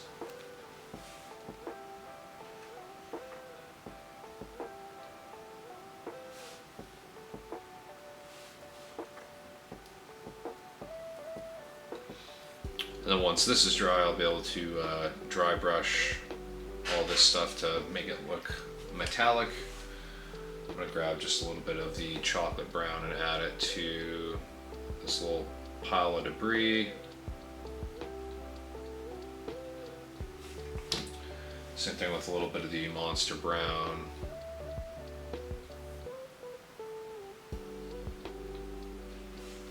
Cool. I'm gonna grab a bit of the heavy blue-gray, and I'm gonna just gently highlight this Jersey barrier.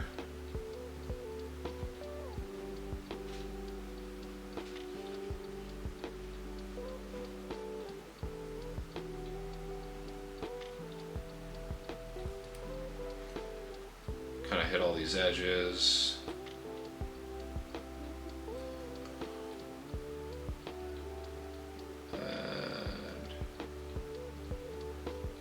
Again, I don't need to be super neat with this. I'm also going to kind of stipple some of these edges and whatnot.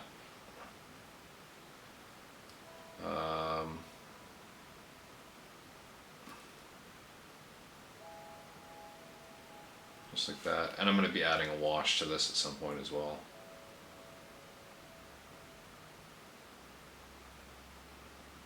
Especially to fill some of those recesses and make things dirty. Okay. I'm going to add a little bit of the heavy blue-gray to just some of these rocks.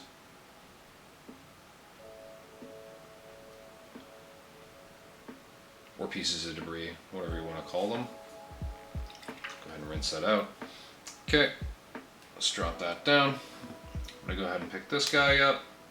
And we'll grab some of the ruddy brown from, by way of bloodstone rather. Grab that from the wet palette, just kind of stipple all over this thing. This crappy oil drum that's just sitting on the side of the street, or the sidewalk rather. And there's this like dark brown piece of metal or something there, we'll hit that as well. Just going to grab a little bit of the skeleton bone, and I'm going to gently edge highlight, or just gently highlight in general, the palette. And I'm just kind of using the sides of my brush to hit all these raised edges and ribs for all the different planks.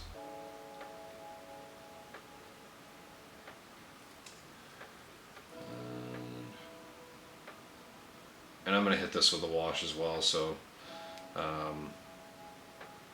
if there's areas where the contrast is just a little bit too stark, it won't look that stark afterwards.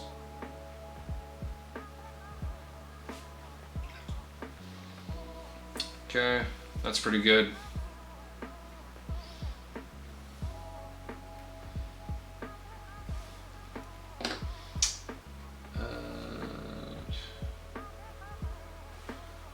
Okay, so I'm gonna back out slightly here. Hydration check.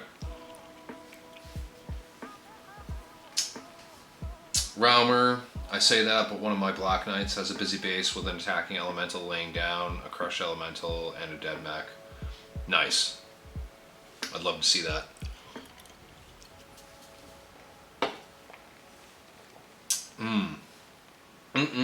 Okay.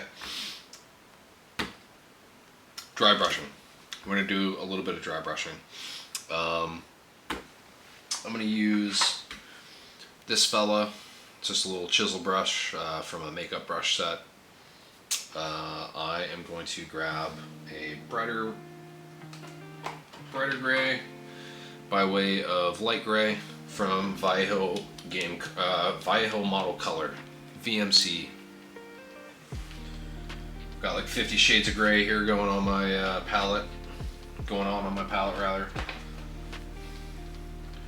grab a little bit of this. Just a tiny little bit of moisture from the wet palette sponge.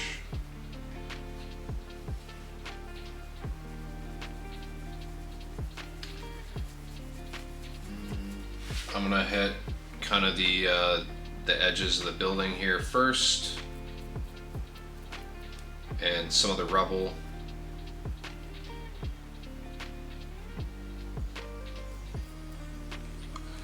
Zoom in this slightly.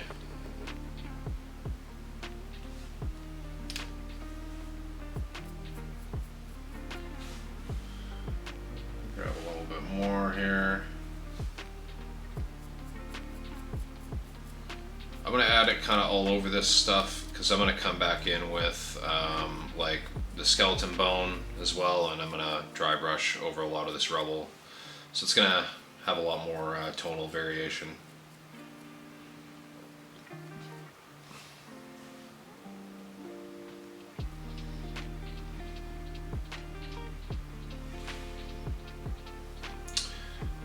Just got a little bit more paint on this dry brush here.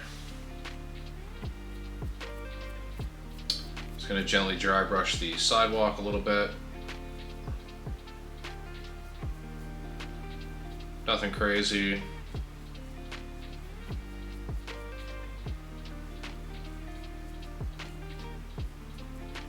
Kind of stipple here and there as well, just to add some random, like, just random scuffs and other markings. And that's good. Don't really need to go too much further than that. Maybe add just a little bit more of the dry brushing over on that side here, up on top. Boom. That's pretty good. Again, I'm going to add like some of the some more earth tones to that rubble, plus pigment powders and all that good stuff too. So, boom. Let's go to this rubble pile. Dry brush this slightly. Grab a little bit more of that light gray. Offload here. Just kind of go stipple and dry brush along the edges of this median.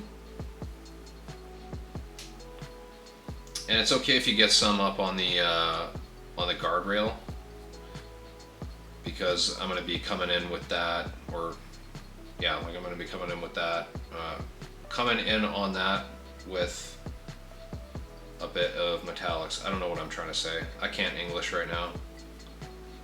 I'm using all 9 of my brain cells to focus on this, and I can't even focus well enough to keep things in frame. Just one of those days. Cool, cool, cool. Alrighty, good enough. Doesn't need to have like crazy amounts of highlighting or anything. That's good.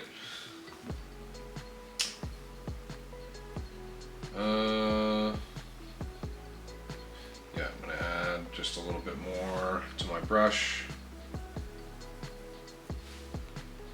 And we'll come over to this sidewalk.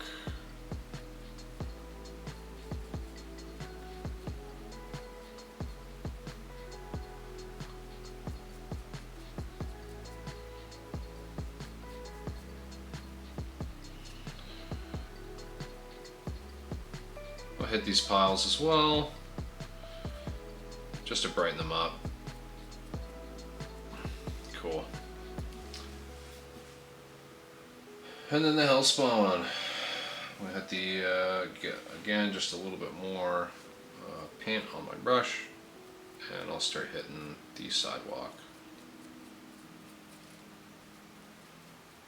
Now these are sidewalks, again, like this sidewalk is just a piece of plastic card. I just cut it to size and shape, and then use some files to score in all of the, well, files and a craft knife to score in all the pour lines for the different sidewalk blocks or pads, whatever you want to call them. I'm going to go ahead and rinse this dry brush out just because the paint is starting to dry on it and I don't want the paint to dry on it. Go ahead and clean that. It's another thing that this towel is handy for, is if I want to do like a hard clean on something like this. It's really good for that. Okay, I'm going to grab a little bit of desert yellow, add this to the palette. I'm going to use this and the skeleton bone on some of these rubble piles.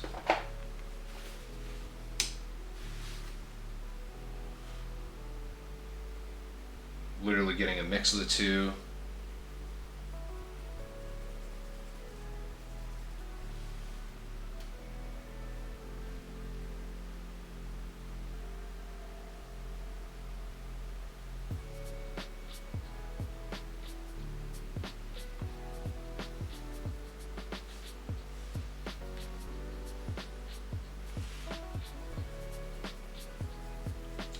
I'm gonna grab just the desert yellow. Make sure there's not too much moisture on my brush.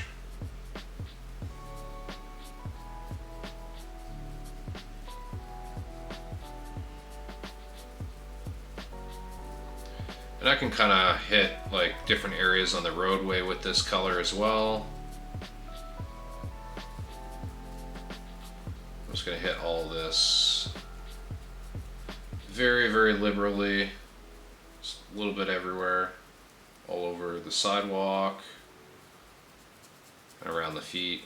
Not on the feet, but around the feet. Okay. That's good. Go to the low key, Mark II, grab just some desert yellow.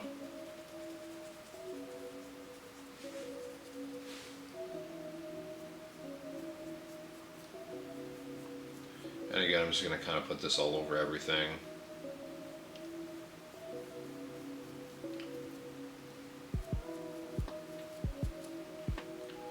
So you can see some of that tonal change. It's not super drastic, but it is noticeable. It helps to draw the eye just to a few different areas. Especially this area of rubble and debris that's kind of strewn about across the sidewalk. Want that to stand out against the gray. Just kind of getting in everywhere. And that's about good. Don't need to spend too much time on that. I'm going to go ahead and add a little bit to this. I think I've got enough on my brush still. Yes, I do.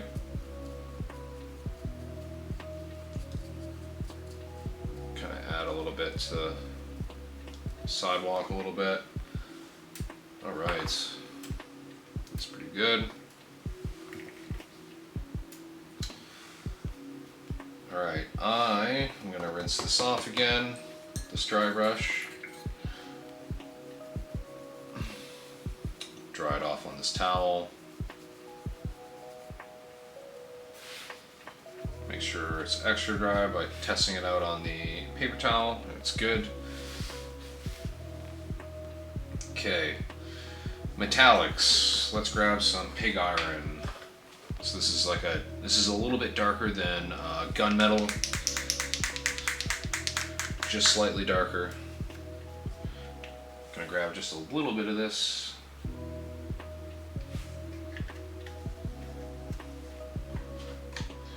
Just just gonna grab this on my dry brush.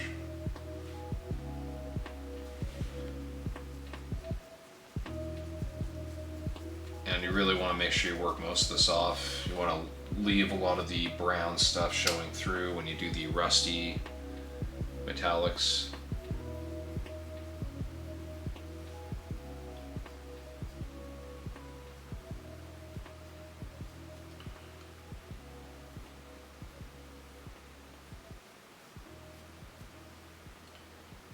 Doesn't need a lot, just a bit, just to hit all those like higher, harder edges. Kind of brush along the spokes or the rungs, whatever you want to call it. That's good. Just like so. Just a little bit of shine. Do the same thing with the oil barrels.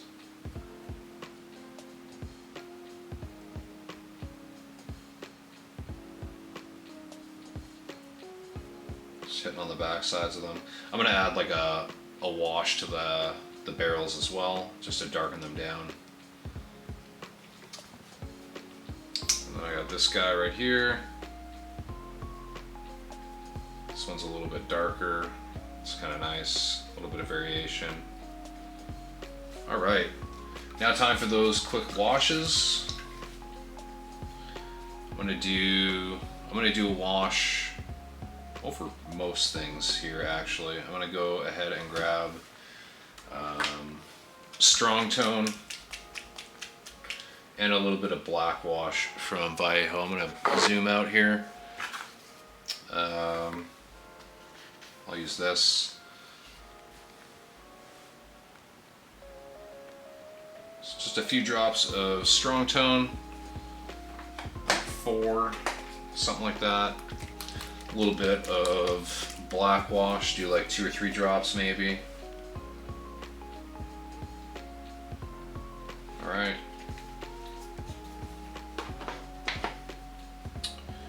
And I'm gonna add just a little bit of water. This. Zoom in slightly, and I'm gonna slop it all over the sidewalks and everything that's on the sidewalks.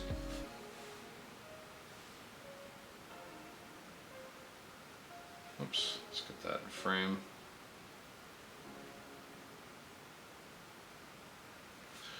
Add a little bit of water to this just to try to wipe. Oh. So I don't know if you saw what just happened there, but some of the paint that that's funny. That's fine. I'll just add a bunch of pigments to that, but I'll have to be really careful because the paint started to rub off of the sidewalk. I'm gonna thin this down even more. Add like a big old drop from the end of my brush.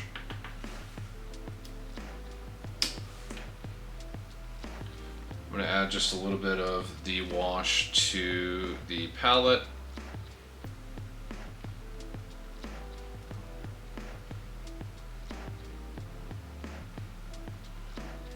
And that should be that. Good enough.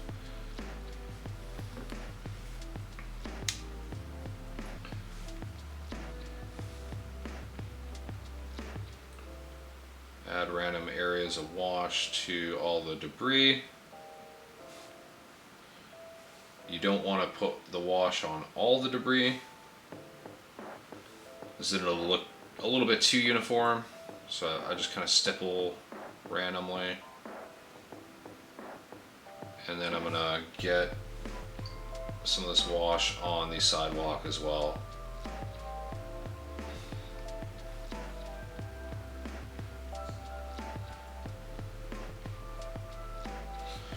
Just like so.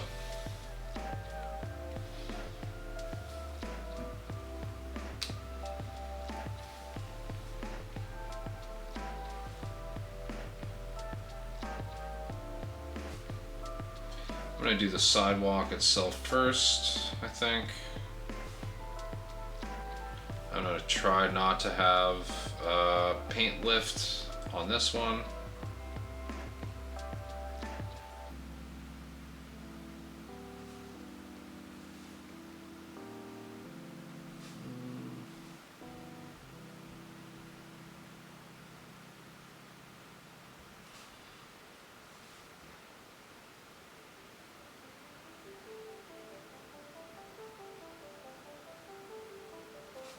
Go. Add the wash to just kind of random areas in the rubble, just like so. I'll do a little bit of wash along the wall as well, just so it kind of goes into those recesses. Beautiful. Just like that. Cool. That one's good. And this guy.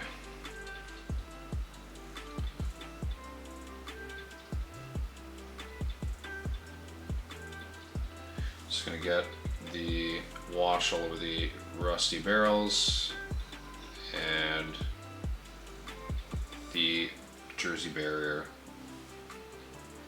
Especially on this front area of the Jersey barrier.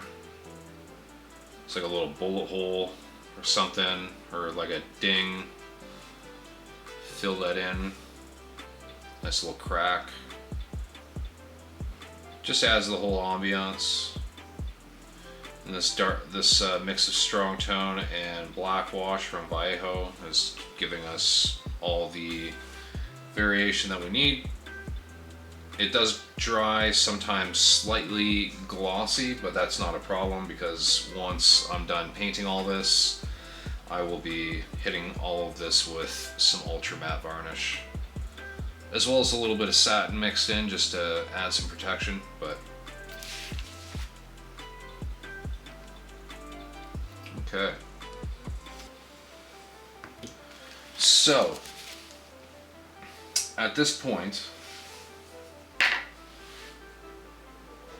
I can add a few enamels, and I can add some pigment powders. And then I basically just need to paint the rims black on the bases, and then they are done. So, we're about halfway through the stream. We're at about the 2-hour mark, just ahead of it, like 2 hours and 5 minutes or something like that. So, I'm going to take a quick 10-minute break, stretch, grab another drink, get some fresh air. I'm going to come back in here and let's crush out the jump jets. Okay, I'm just going to do them quick and dirty, no airbrush, just a little bit of indication that there's some glowing going on in these. We'll do it with the Hellspawn and the Thanatos. It's the only two that have jump jets. We'll do those, and once we do that, we will do the enamels and pigments on the bases, and then add the black around the rim, and then these are done. They'll be ready for a quick coat of matte varnish, and that'll be it.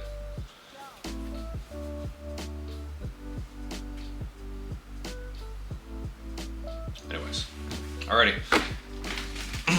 Before I head off on my break here, Romer, someone had mentioned on some other site not to use paper towel for dry brushing. I have started to use the cork lid of a candle. Yeah, I do have, well, I used to have a texture palette, but it got a little bit gross. If you're gonna use a paper towel, it will give you like a dustier, chalkier look.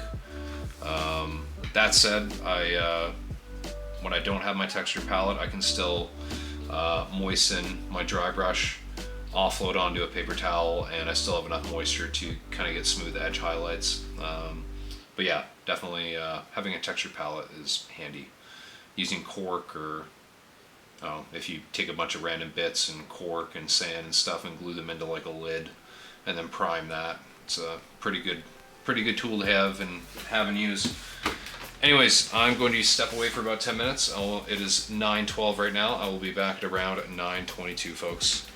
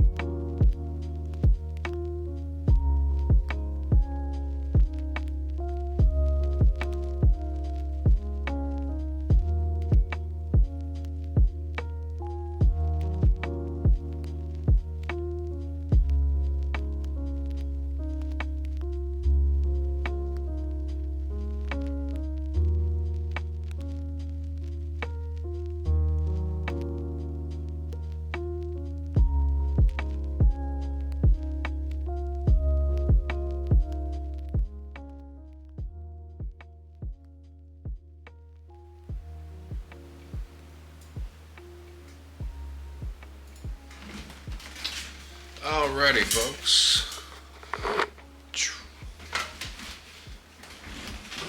Got myself a bottle of water.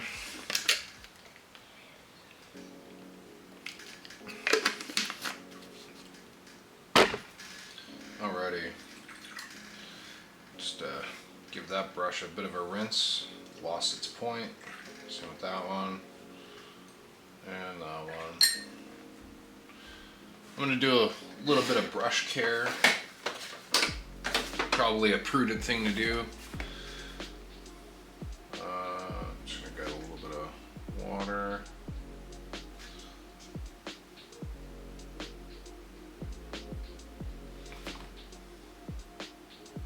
I'm just using some Masters brush soap.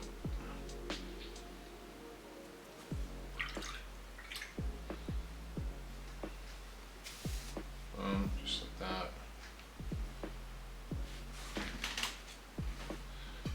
Go ahead and fire that on. I got a big old hook tip on this one. I don't know if we can get that, yeah. It's the downside of using acrylics with synthetics. These are really not really meant to be used with acrylics. Put that there. Clean this one. Pardon my head.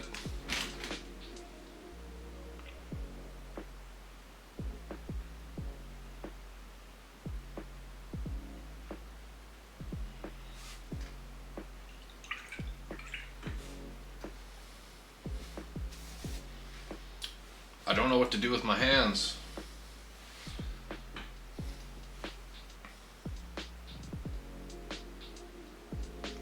Drink in the chat if you know that reference. And if you don't know that reference, good God. Were you born yesterday? There we go. Just gonna clean this one quickly.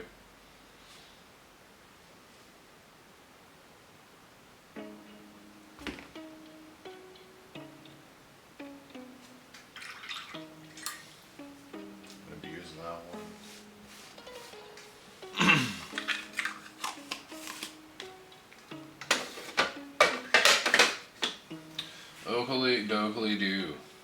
So,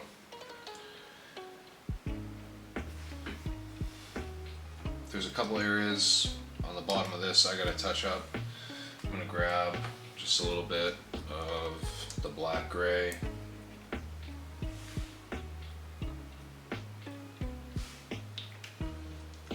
Just a tiny little bit. I just gotta get in front of the Jersey barrier on this Argus's base. And it's just a matter of doing that, just quickly tidying it up.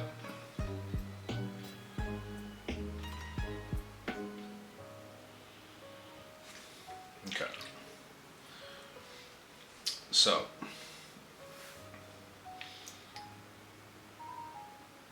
we can basically do enamels and a little bit of pigment powders. I'm going to do enamels first. I'm going to back off slightly. Whoops. I'm going to brighten this up just a little bit as well. Yeah, that's a little bit better. Okay. Streaking grime. I'm gonna grab some oil brushes and enamel brushes. Whoops, I'm gonna zoom out slightly. So, I'm gonna use this. I've also got a enamel wash that I've made using some streaking grime. I'm gonna focus probably more so on this, honestly. Probably won't really need to use the actual streaking grime container.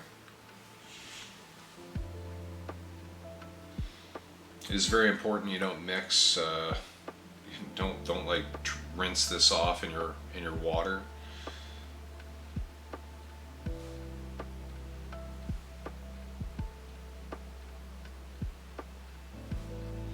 So inside this enamel wash, what I've basically done is I've used like an old brush cleaning pot that I had of mineral spirits or white spirits, depending on whatever your preferred vernacular is, and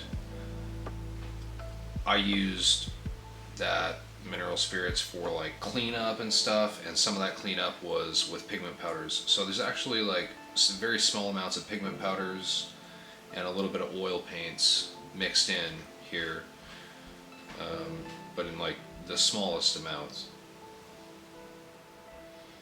But they do show up every once in a while, and it actually adds quite a bit of character to a lot of the things that I'm adding this wash to. Just adding small amounts right now, just to kind of tint. I'm going to add a little bit to the feet as well, just kind of down here.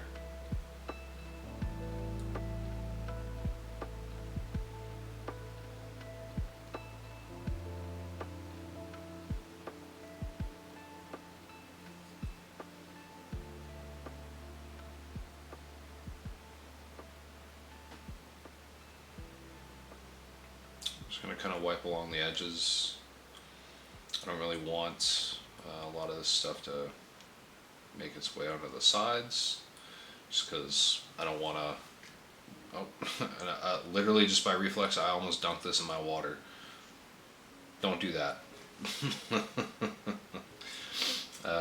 Totally lost my train of thought. Not important, obviously, whatever I was talking about. Let's go to the sidewalk here. Yeah, let's dirty this up.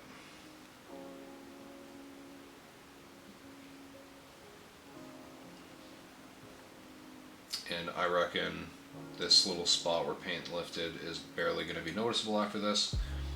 I'm also going to be adding some pigment powders around that little debris area, so oops, let's keep that in frame. Just wipe that up.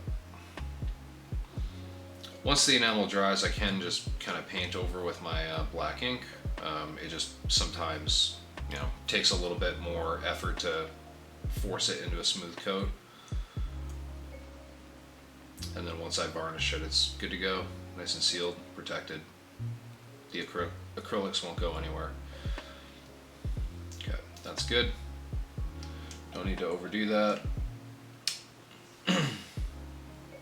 But that Hellspawn has not a whole lot of debris, just a few greebles and some roadways, so I wanted to add a little bit more of the wash just for a little bit more variation on the asphalt.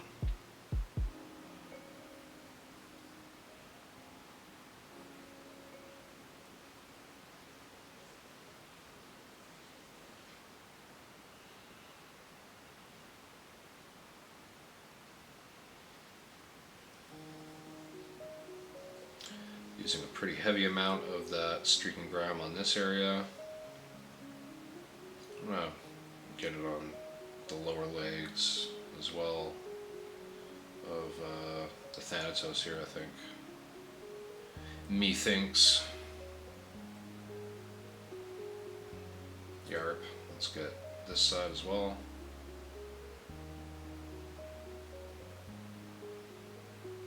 Try not to get it inside the jump jets. There we go. That's good.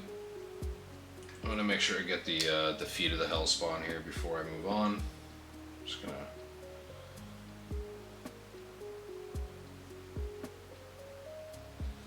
Oops.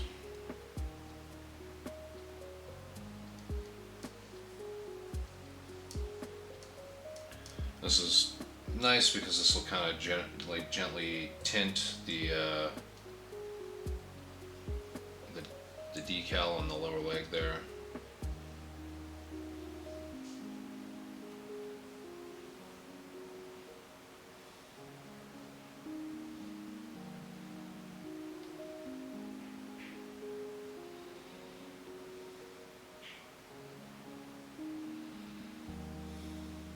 Okay, that's good to go. And let's grab the Loki Mark II. Kind of shake that up just a little bit. Get a lot more of the pigments that are in there. They have a habit of settling to the bottom of this really quickly because there's quite a bit of white spirit or mineral spirit in here.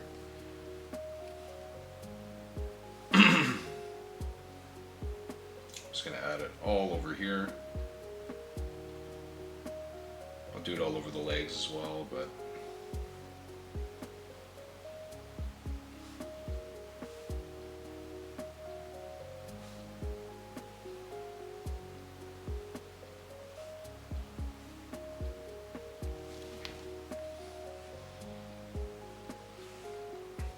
it's just quickly looking behind me to make sure I have my window open.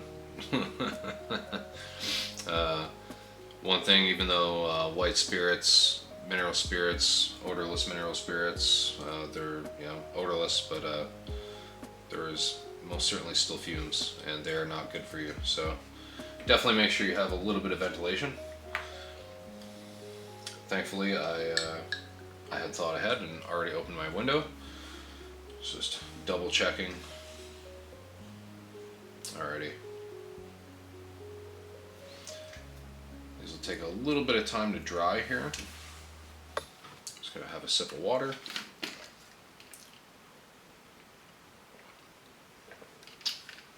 And because it will take a little bit of time to dry, this is an advantageous time to apply a little bit of pigment powder.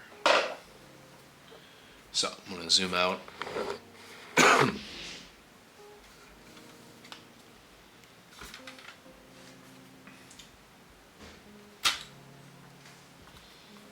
Go ahead and cap that off.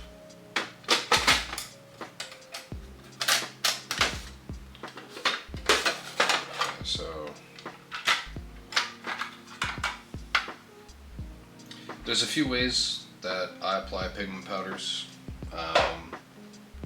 Sometimes if I've done like an enamel wash like this, I will kind of sprinkle them on and then gently kind of smoosh them into areas with a brush. There's other ways too where I will mix the pigments with water and then I kind of push that water into recesses in joints and stuff like that, and just in like the earth texture on bases, all that good stuff. And once it's dried, it looks like dust. It's perfect. So I mean, as you can see, like it's like this is just areas that I've mixed water with, and when it dries, it kind of dries hard, and then I can actually just mix some water back in with this and it'll be good to go. Very handy.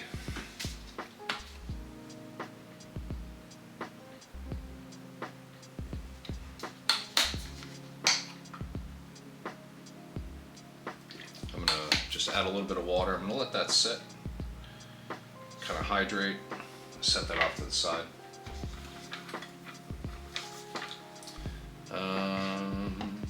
I've got my pigment powders up here. So I have a couple little homemade mixes.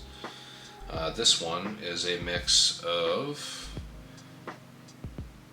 burnt umber pigment as well as, where is it? There it is.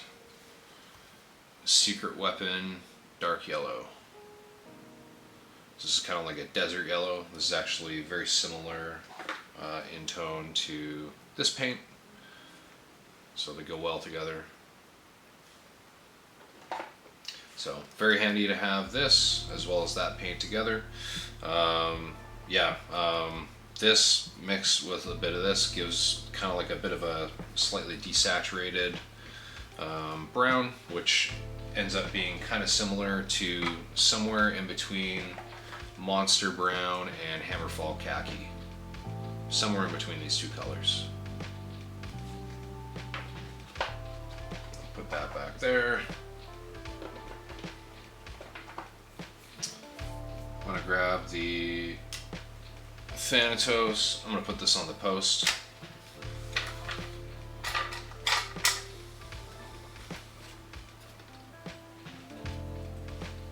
I'm just gonna grab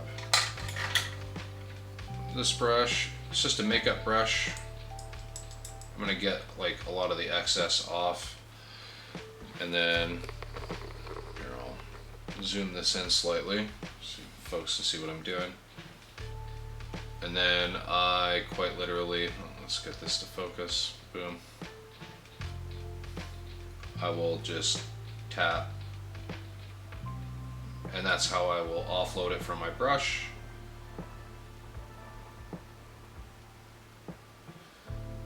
Get a little bit more. I'll knock a little bit of the excess off just with a finger tap. That way I don't have a bunch falling off my brush when I'm moving it from point A to point B. And then this area in between the actual texture and the texture up front, that's a good spot to kind of build some of the pigments up, to kind of fill that gap. Over here.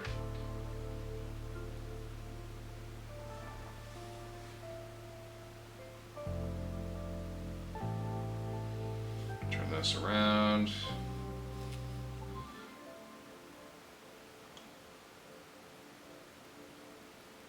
And I'm not gonna do this like onto the mech itself. I'm gonna wait for a lot of this enamel to dry, and like once that white spirit kind of evaporates, then I can go in with a little bit of the pigments that are watered down, or I could just take dry pigments and kind of mash them in there, and then maybe dab a little bit of alcohol into those areas, or pigment fixer. I do have pigment fixer as well, and I can show you what that is. Literally this. So you can paint it onto an area and then sprinkle on, but I find the White Spirits does a decent job at it as well. Seems to fix it reasonably well, and when I add varnish, it doesn't seem to kill the dusty look. So I'm also very careful not to saturate the base itself with varnish. So alright, I think that one's good. So if you're gonna do what I'm doing and you are pulling your miniature off your handle and setting it down, be very careful that you don't have like pigments on your fingers or anything like that. Having gloves would be ideal, but I don't have gloves right now, and honestly, you know, disposable gloves are just kind of wasteful. So I'm looking to find a reusable solution, at least semi-reusable solution. I'm just going to go ahead and set this down. I'm just going to grab it by the base rim. I'm going to go ahead and pick this one up. I'm just going to use a very small amount.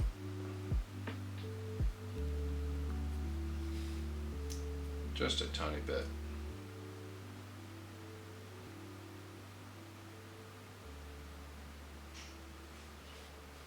A little bit back here on the sidewalk, especially right over here.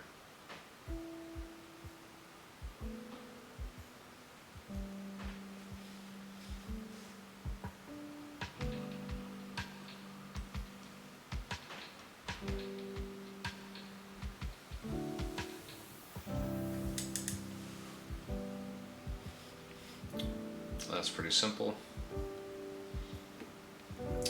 Probably shouldn't have grabbed it by the body, but that's okay. Breaking my own pieces of advice. I'm gonna go ahead and add a decent amount there.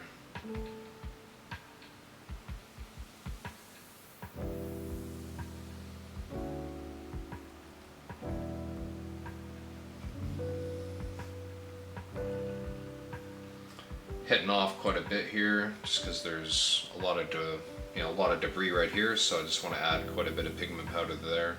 I'm not really going to add any to the other side of the street though. Maybe just a tiny little bit. A little bit in front, just like that, and then probably a little bit back here, just like that. And this just makes it look super realistic, especially once it's dry and fixed, and then you seal it in place. Looks fantastic.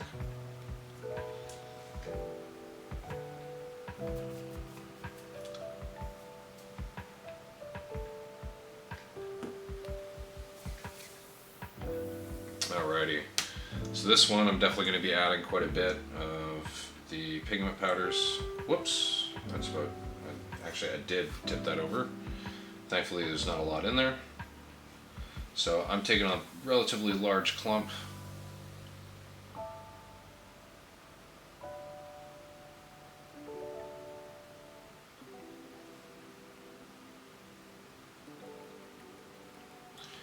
Hitting quite a bit off there.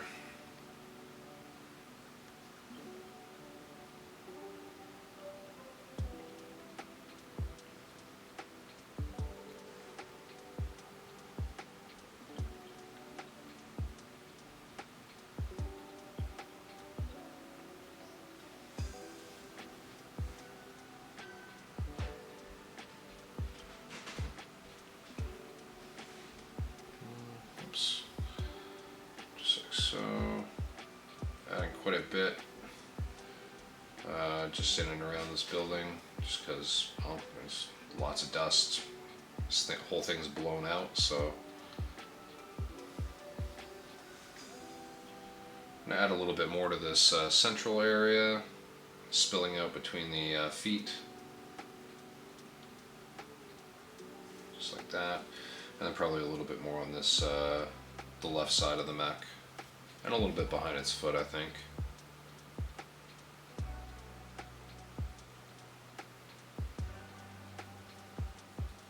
There we go. That's fairly sufficient. Pop that off, set that down. Alrighty, I'm gonna go ahead and put that back and close this up. That way I don't put any more dust out here. Go ahead and wipe that up.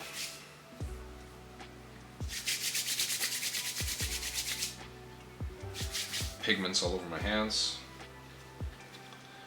I'm gonna use my my damp paper towel to wipe them off.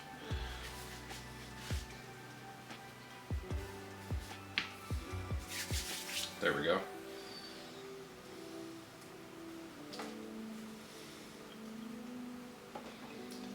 Just placing my pigments back on their shelf. I'm gonna put the brush over here.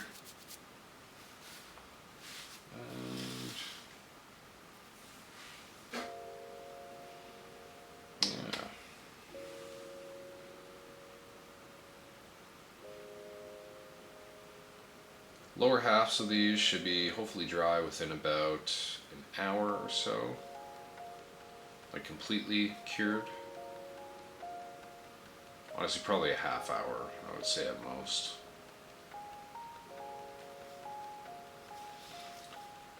I am going to turn this around and start on the jump jets while these dry, because I need to paint the rims black,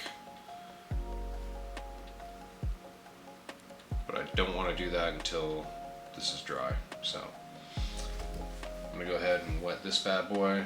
I'm gonna grab some Sotek green. Oops.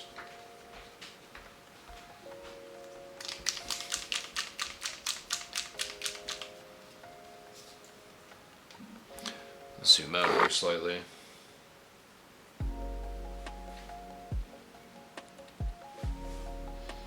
So Sotek green is actually a teal color. It's from Citadel. I'll grab Temple Guard blue.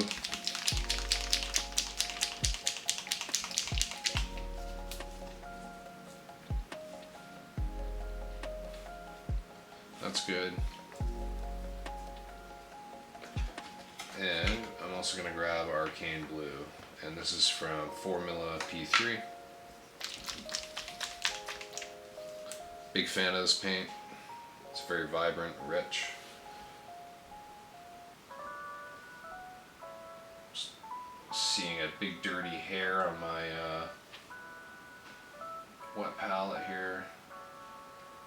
There we go.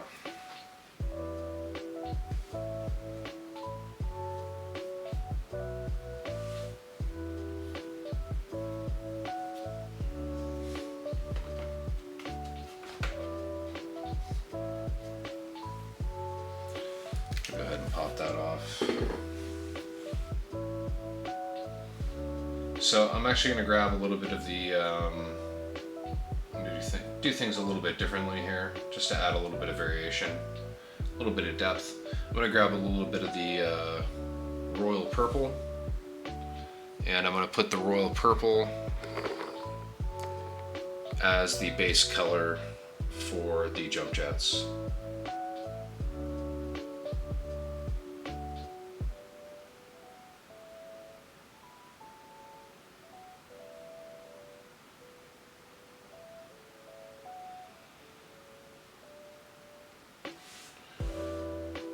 Now the reason I'm doing this is purple, and so magenta specifically, which, you know, it's related to purple.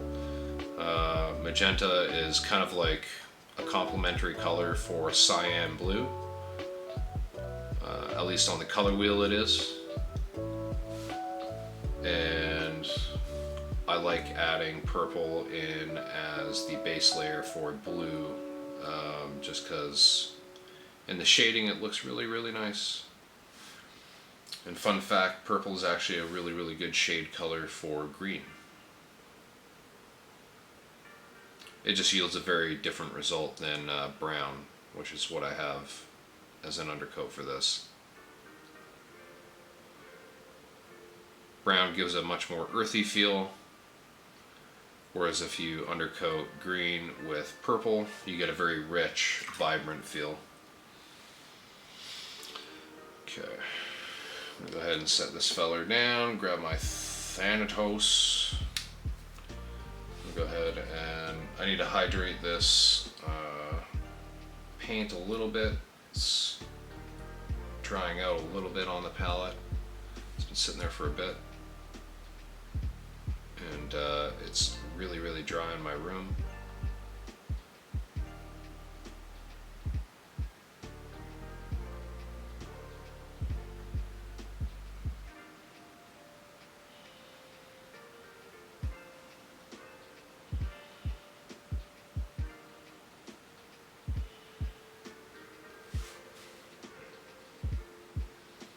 Just going to quickly fill in all these ports.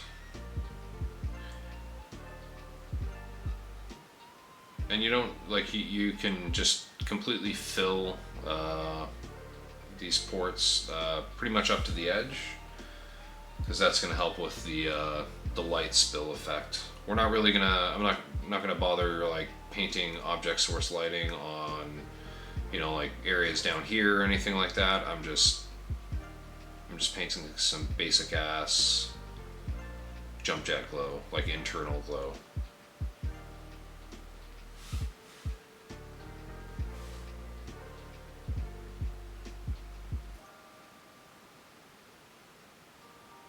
Thankfully I can do this relatively quickly.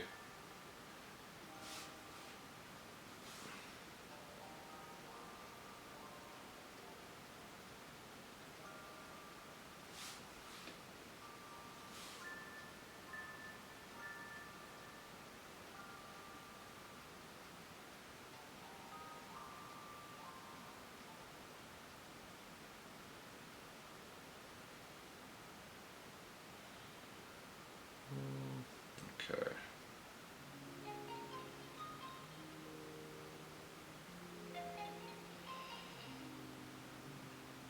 Fill in that left-hand edge there.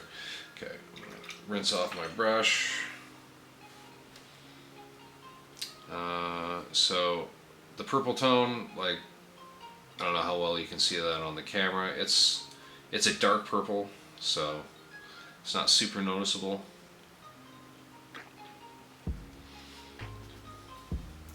But it just adds enough subtle variation if you don't completely kill it with everything else. I just find it, you can always just kind of see it a little bit as an undertone.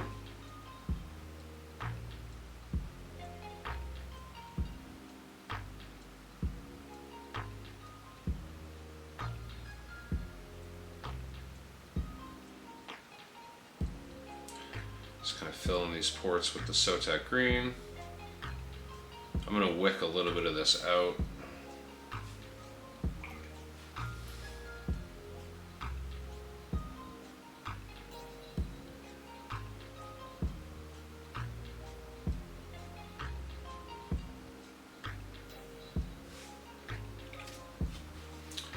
Purple shows up pretty bright, nice.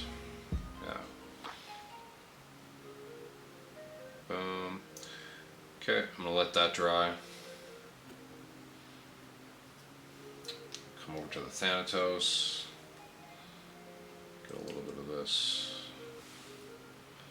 So I'm gonna try to fill kind of the whole thing,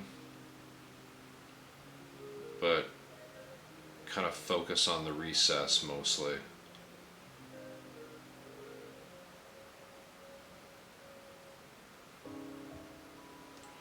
So that's good.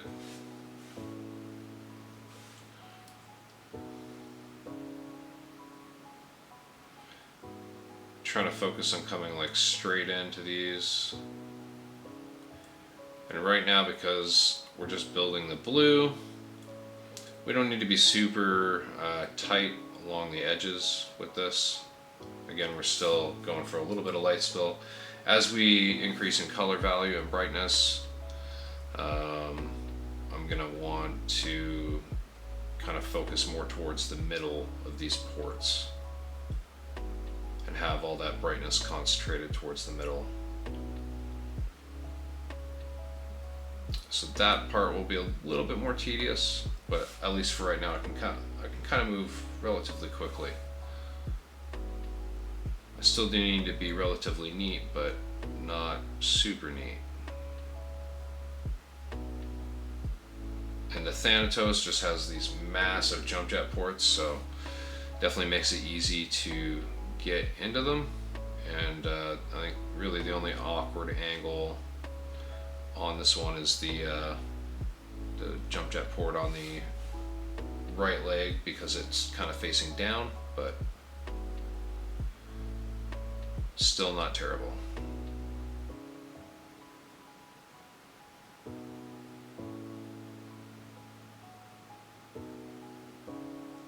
Okay. Speaking of which, let's go to that right leg.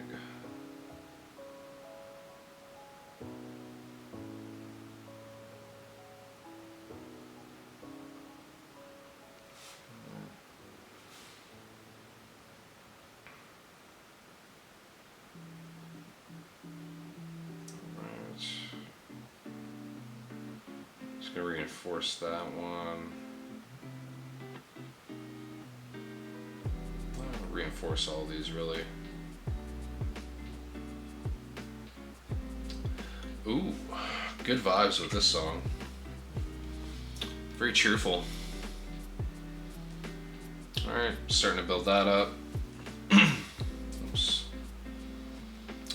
A lot of the enamel is starting to really dry out, which is really nice.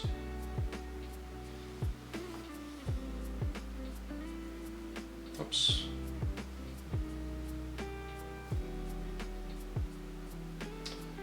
Just taking a look at a couple of these, so you can see how I'm just going to blow off some of the excess, and then the rest is actually just staying on even though I blew on it, so that's nice. That stuff's fixed in place.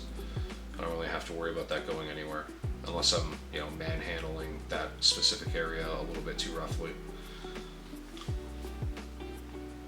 This one's still drying.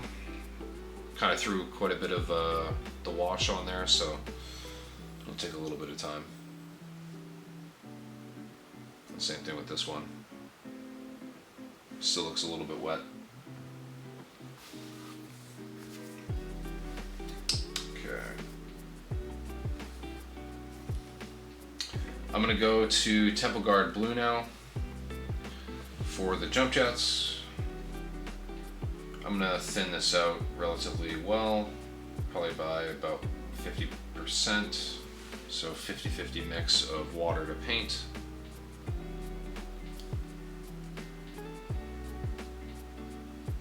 And I'm really gonna focus towards the middle in the recess. And I think I'm gonna try to keep this angled so the ports face up. So I can kind of use gravity to my advantage here. So it fills the ports relatively evenly. I'm not trying to use this as a wash by any means into the recess. I'm just, it is thinned down though to help it go into the recesses, but I just want to make sure it's rich enough and bright enough.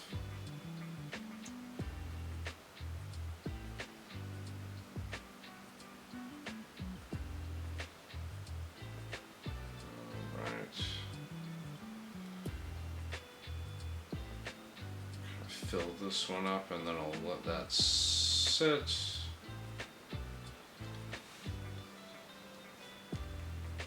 I'll have to reinforce that with like kind of a bold central highlight, but just kind of building the base volume for the light.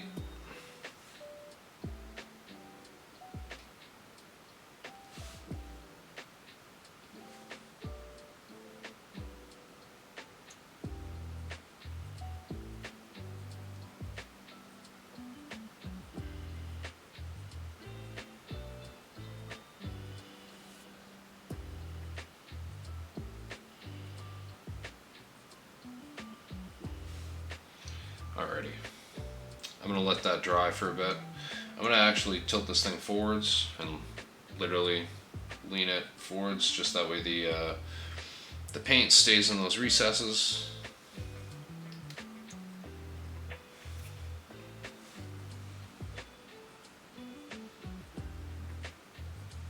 Loading up a little bit of water with the paint.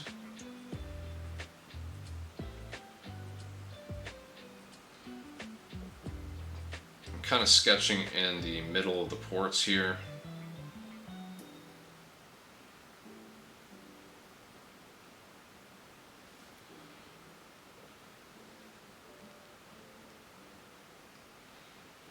The Hellspawn's ports are so small that I can kind of just flood them. Just trying to stifle a sneeze here.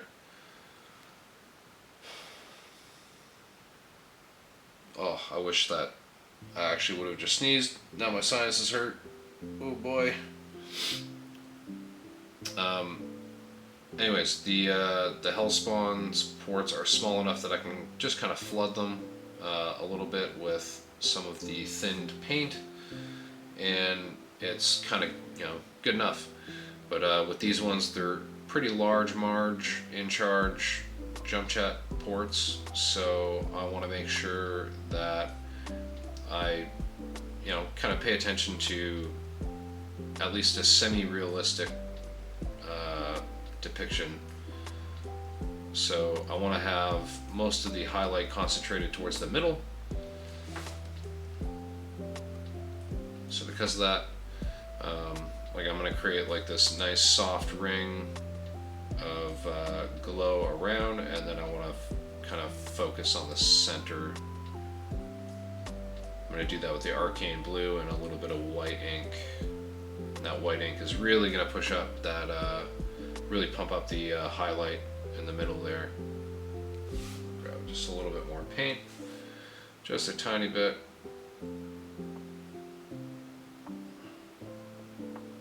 Oops.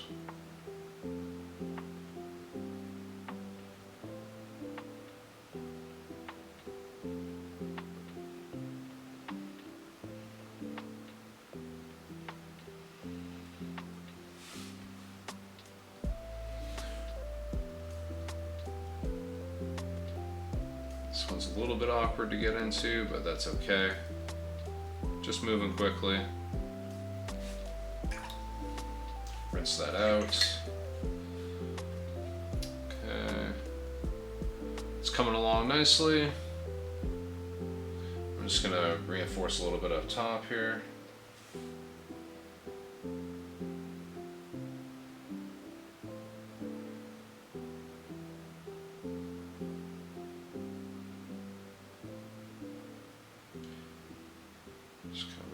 Around those edges, because these jump jet ports are nice, big, and rectangular, so may as well use that shape to our advantage. Nice. Alrighty, let's go back to the Hellspawn, and I'm gonna grab a little bit of the arcane blue. I'm not really gonna thin this much. Just basically touching my brush to my wet palette sponge to add a little bit of moisture, and then going right to the Arcane Blue. I'm going to try to paint just like a central line.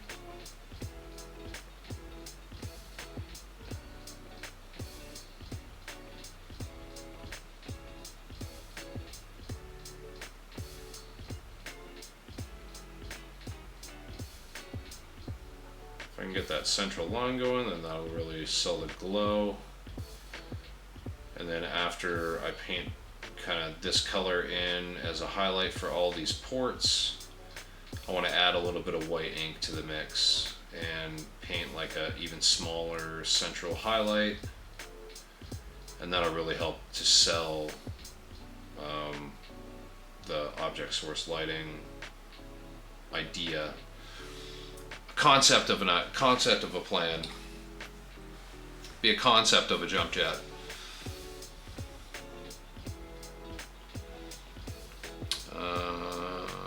I've been chilling to the music, painting my Ontos lands for my Armored Forces. Nice. I really like the Ontos. I want to paint up a couple. I have some in my Kickstarter pledge. I have it all sitting down in my basement right now. Just haven't touched them. But yeah, the Ontos is high up on my list. Before I go back to the Thanatos, I'm going to just go ahead and grab a little bit of white ink and a little bit of the Arcane Blue.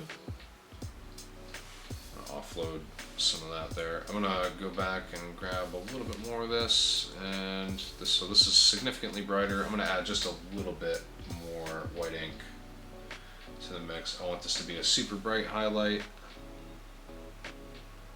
So that is even brighter than that one. So that's perfect.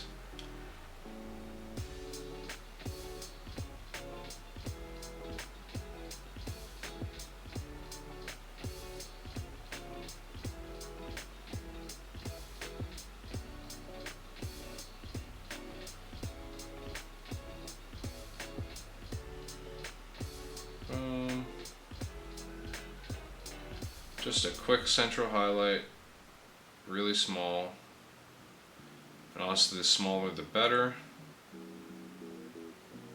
It just really helps to sell that look. Here we go. Let's see if we can zoom in on that a little bit. Boom.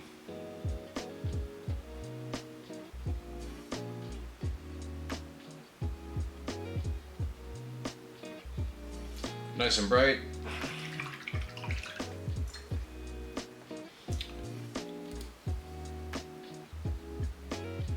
Really dig this Hellspawn sculpt from Catalyst Game Labs. They knocked this one out of the park.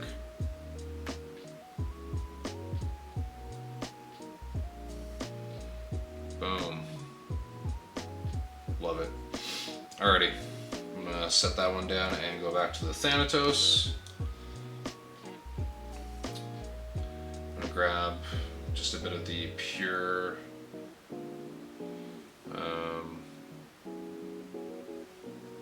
Arcane Blue. I'm gonna kind of paint in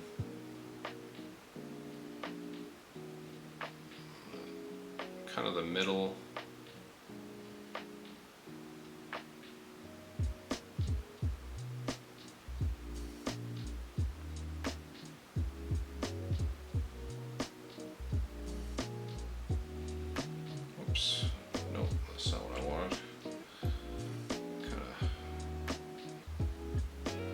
Flooded that just a little bit.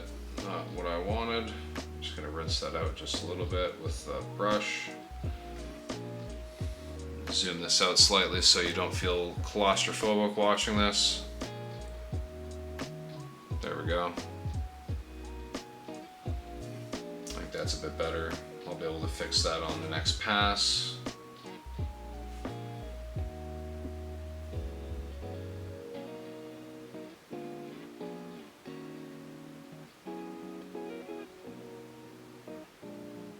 Reinforce the middle there. Cool. And let's do the same thing over here.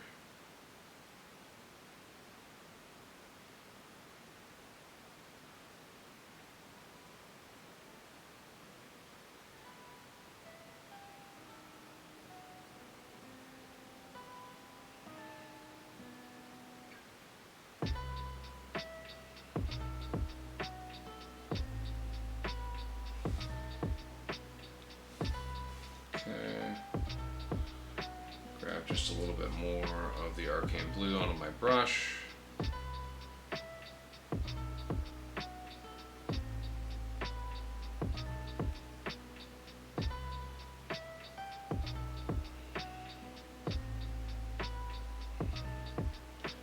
I still have the mix of arcane blue and white ink to go in with after this.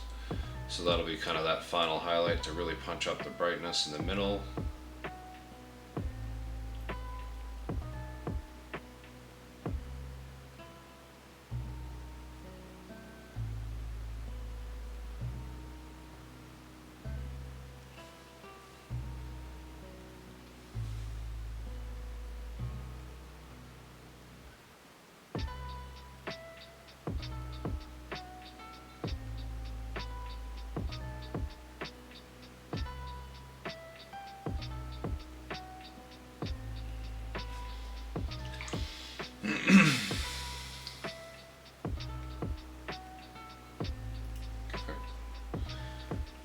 Grab the white ink.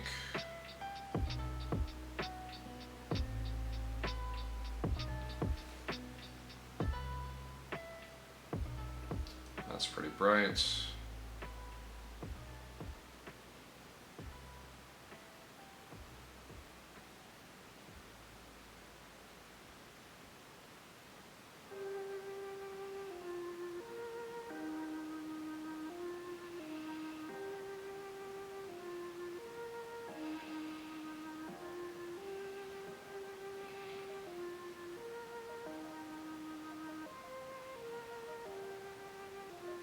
Pardon my never-ending silence here. I am just laser focused on trying not to make a massive mistake.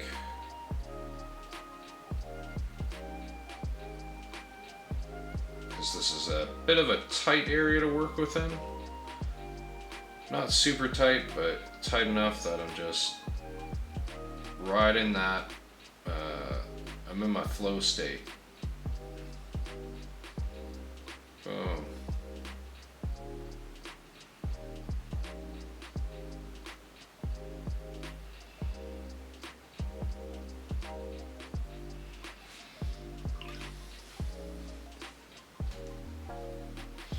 All right, I am just going to change my light position a little bit. I think that's good enough. Doesn't need to be fancy. Just a quick little indication. I do have a little bit of cleanup to do down here, I think, though. Just looking around the bottom edge of that one. You know what? Yeah, I'm gonna go along and just kind of tidy up along the bottom edges.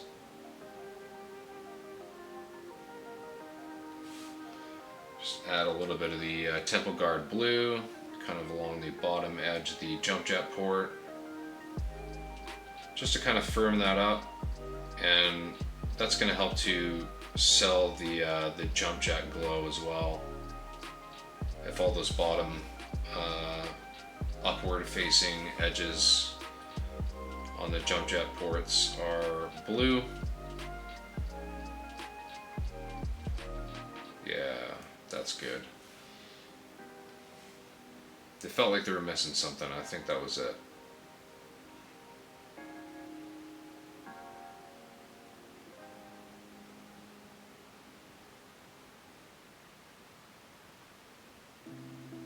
Sometimes I free ball a little bit on this channel, believe it or not. I often love to lean into using my airbrush for jump jets because it's so easy and it looks fantastic, but sometimes I just kind of make things up on the fly or explore techniques that I haven't used in a while.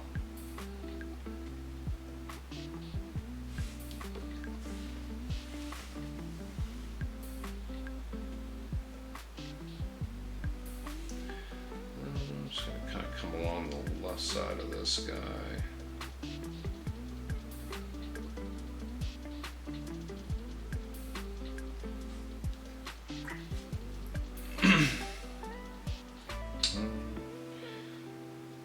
not like how the bottom side there is. There we go, it's a little bit better, I think.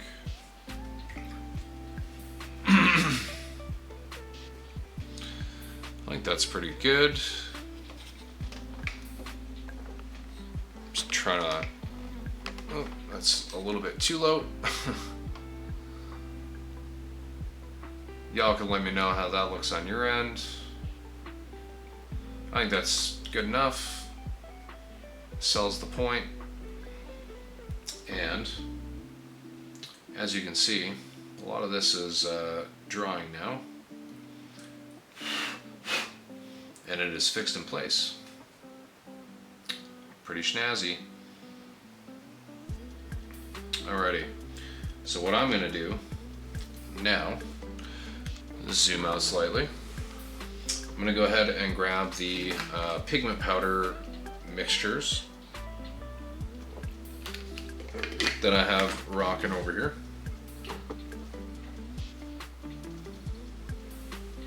And I'm gonna go ahead and start kind of running some of this into recesses and all that good stuff.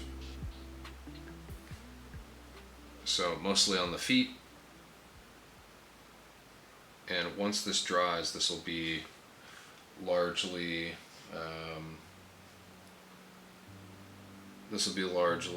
dusty looking.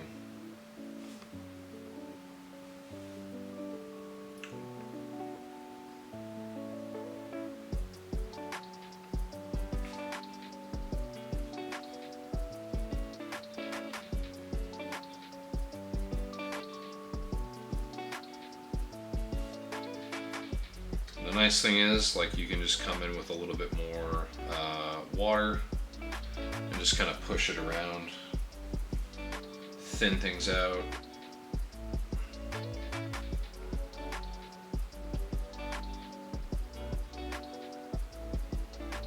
Try to get some like all up in these grooves and stuff. And I got way too many pigments over there, so I'm gonna get them all up in there.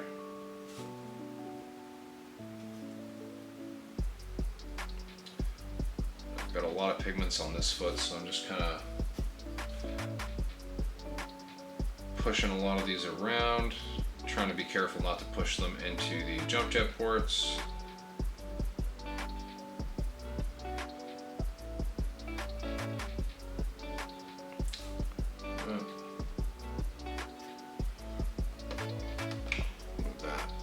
Slightly out of the way.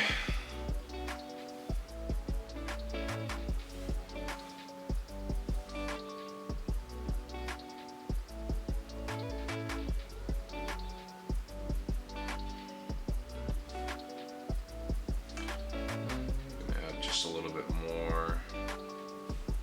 And the nice thing about this stuff is you can just use a normal ass brush. Like, you don't need like any normal acrylic brush. You can just use with your pigment powders.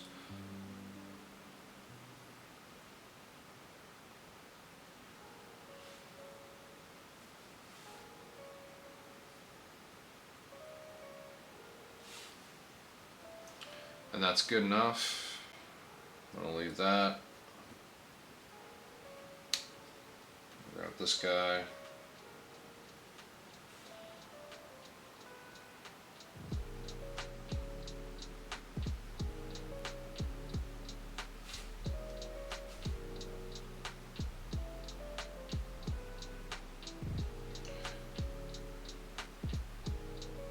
Really try to force this stuff into the recesses. If you find too much of it is sitting on the top panels and whatnot, just add more water. Like, literally grab a little bit of water with your brush, like I just did, and just use that to kind of feather it out. Just kind of coming up the back sides of the legs a little bit. If you ever look at like armored vehicles, the back sides and the sides and the back sides are always just covered in all kinds of stuff. So, you know, I figure mechs running around, they're literally kicking things up all the times as they're running away. So running away as in running away from the dust that they're kicking up.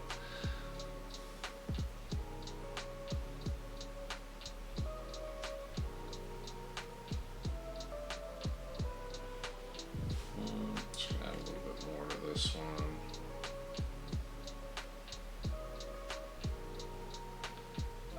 All right, it's pretty good. Go to the hell spawn. We'll add just a little bit to the feet.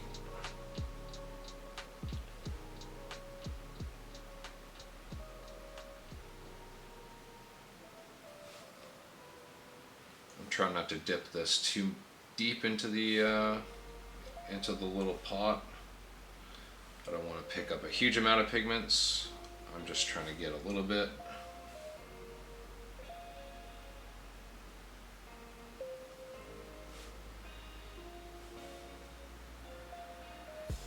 And then these lower areas that we just painted last stream with basilicanum gray contrast paint that are, you know, just basically dark charcoal gray now. Now they'll have a little bit more definition because of the pigment powders going into the recesses. It's one of the reasons I wasn't super concerned about actually painting them with edge highlights or anything like that. I'm literally going to take this thinned pigment stuff all the way up to the knee joints, kind of fill those in a little bit. Whoops.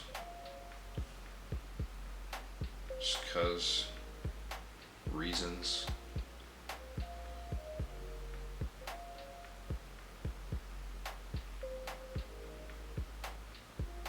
All right, that one's good. And we'll do the Loki now. Loki Mark II. Adding quite a bit of the pigment mixture. There's still a little bit of the enamel stuff here. That's totally fine. It's gonna kind of sit weird, but that's okay. And even if it dries a little funny, it'll just add to the whole, this thing just stomped through rubble look.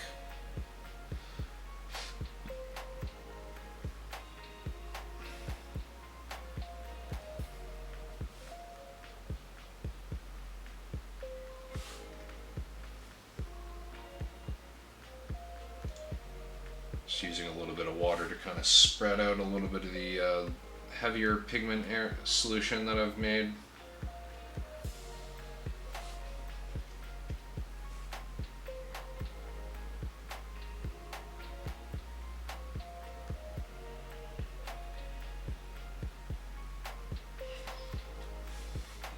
Okay, now I'm going to go in with just a sponge swab and just the surface of all these big panels. I'm just going to wipe just like so. And the reason being, I want a lot of this stuff to stay in the recesses. I don't want it completely covering all these panels.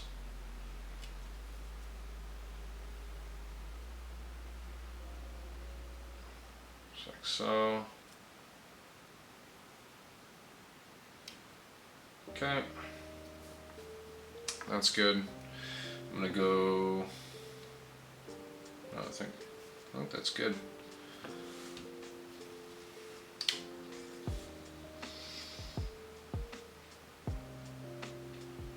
So, this is drying out pretty well. I think I can pretty much do all the base rims black now. This I can literally just put back in the drawer.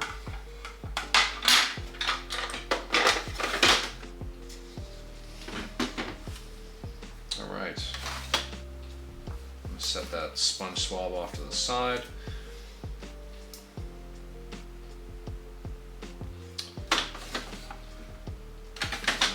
Pigment brush, set over there.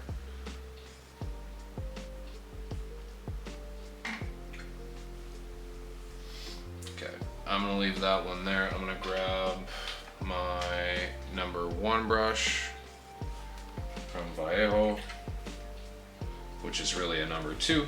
But I digress. I'm going to grab this.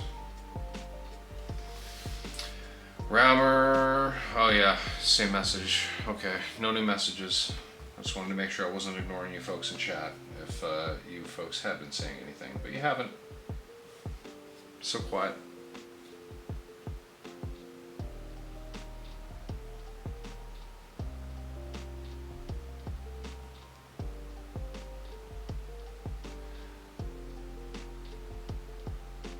I really like using this black ink because it's kind of just a one coat, like one and done. You don't have to add additional coats usually.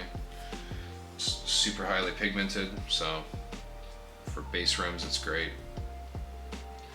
Dries with kind of like almost a satin finish, somewhere between a matte and a satin finish, but not an issue because I always matte varnish my stuff at the end.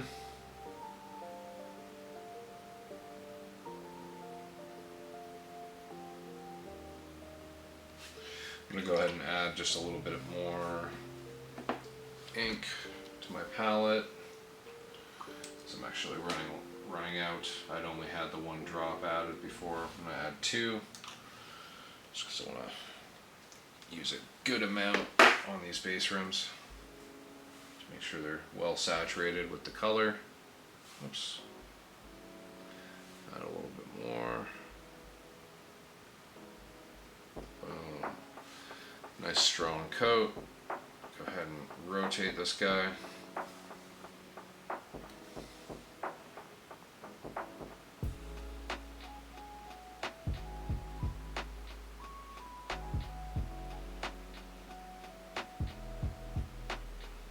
That's good.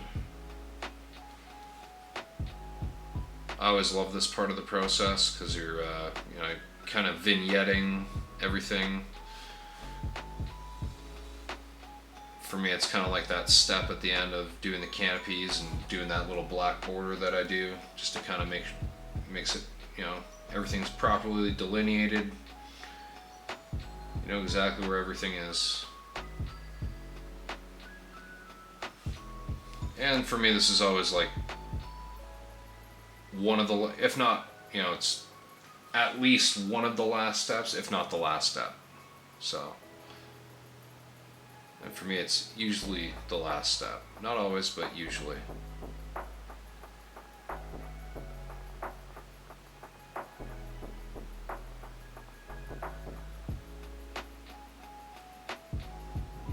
Just gonna hit that front face again.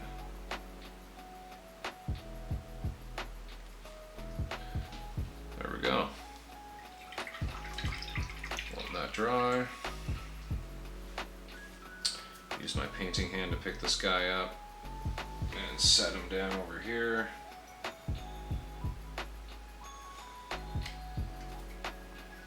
Using my paintbrush hand because it's the only hand that doesn't have pigments or anything on it.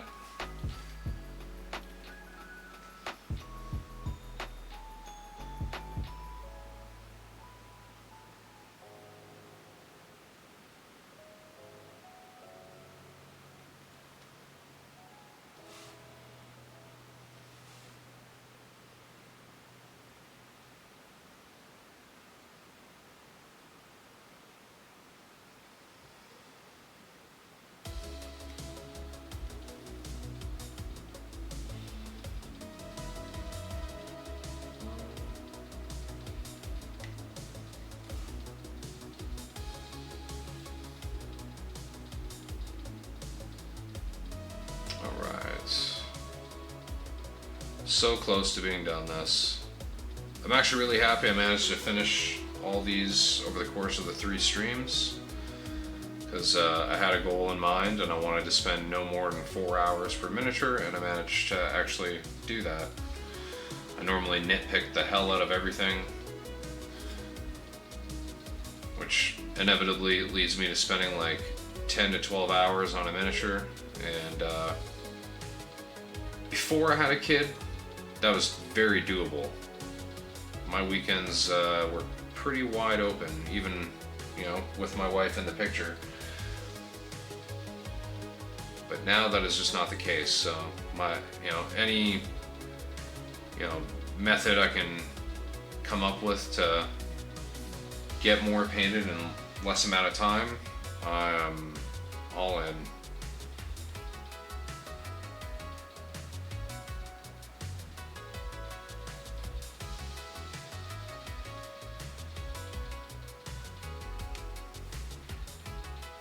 Just gonna hit that once more. There we go.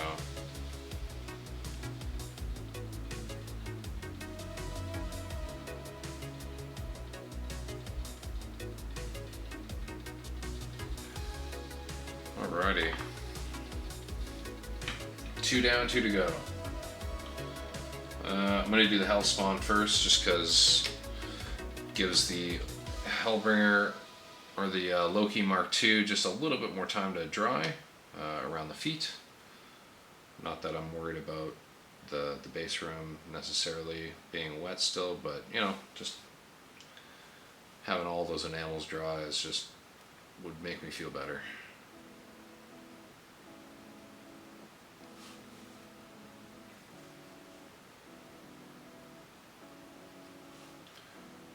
Rotate this feller another third.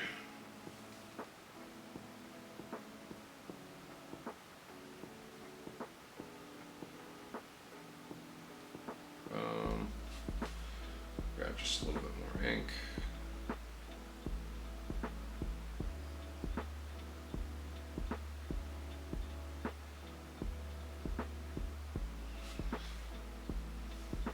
Nice relaxing song for a relaxing step.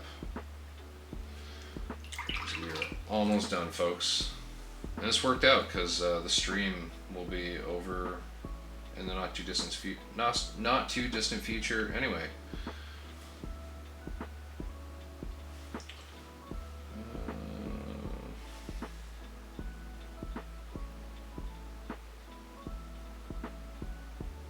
There we go.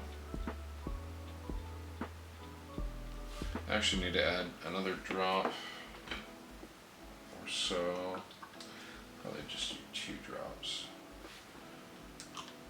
of black ink.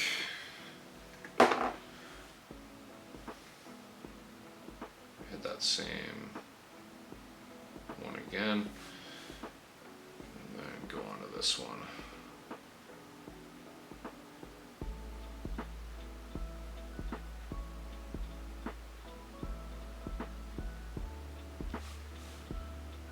Go back and load it up here.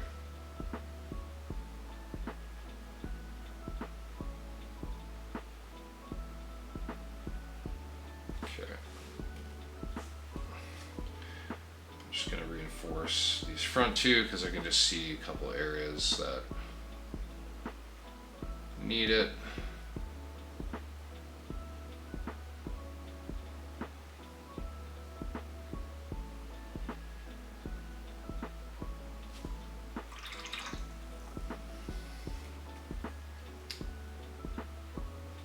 All right, one left, and that is the Loki Mark II.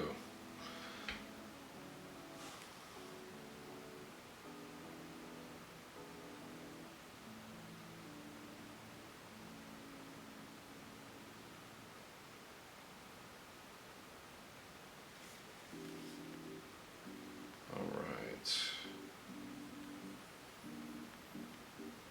4 sides left to go.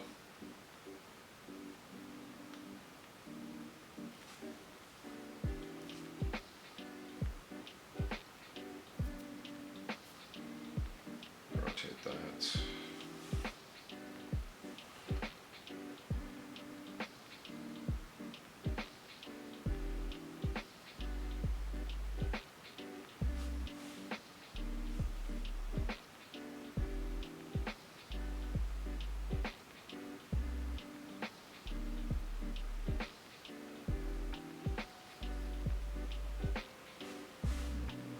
A lot of pigment powder over this spot on the base rim here, so I'm just having to add a little bit of extra black ink to the mix just to kind of fill that in and saturate it.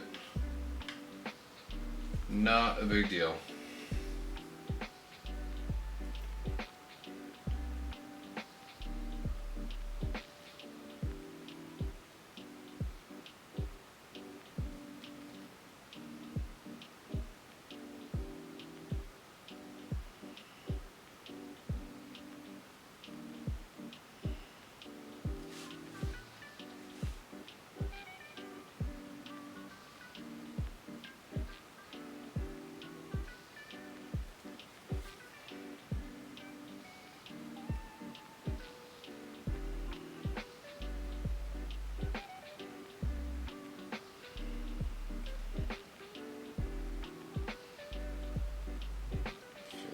Front, I didn't really saturate that well. I think the rest are, I think all the other sides are good to go though. Seems like it. Man, all right.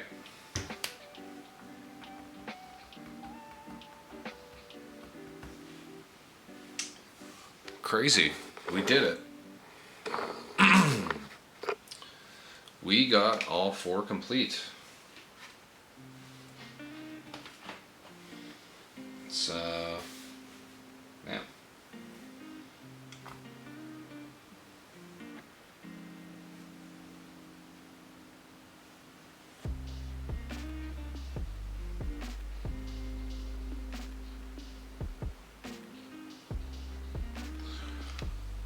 Zoom in a little bit here.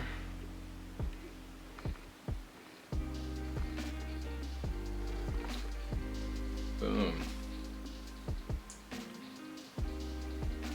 Move these into the center stage.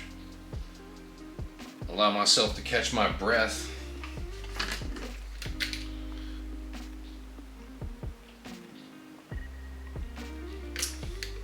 Yeah, finally done. This is, well, I'm very happy.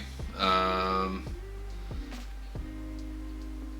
I'm gonna move this over just so the chat box isn't blocking the Hellspawn completely. Yeah, man, yeah, basically 4 hours, 15 minutes ish per miniature, all said and done. Something like 16 to 17 hours total that I've spent on these. Between the airbrushing to do all the airbrush gradients took me about, like a couple hours, like maybe an hour and a half, 2 hours at most. And then, the oil work and all that stuff, and the decals. And then 12 hours of streaming. 12 hours of streaming to get these guys here. It's pretty awesome. All right, I'm gonna hop over to my PC. I'll leave these up on the screen.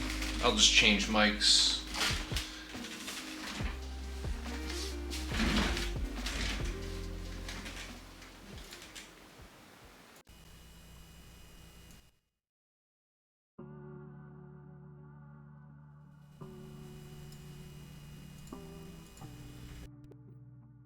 All right.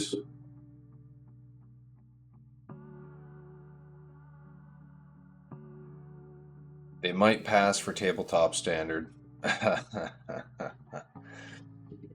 Yeah. I always say that I want to depaint, like I've probably for like 4 years I've told myself I will speed paint a lance or speed paint a few miniatures. And by speed paint, I just mean not take 10 hours to complete a single miniature, because I just don't have the time anymore.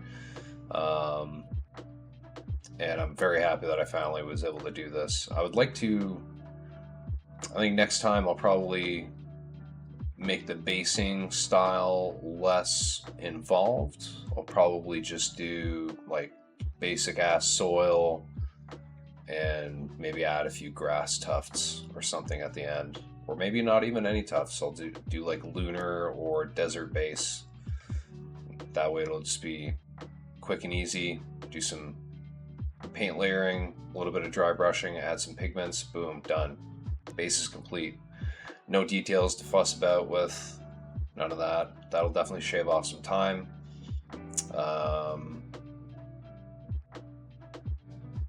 I don't know, maybe next time I won't even paint the metallics with metallics. Maybe I'll, I don't know, slap on some quick grays and do some quick dry brush highlights. Who knows? I don't know.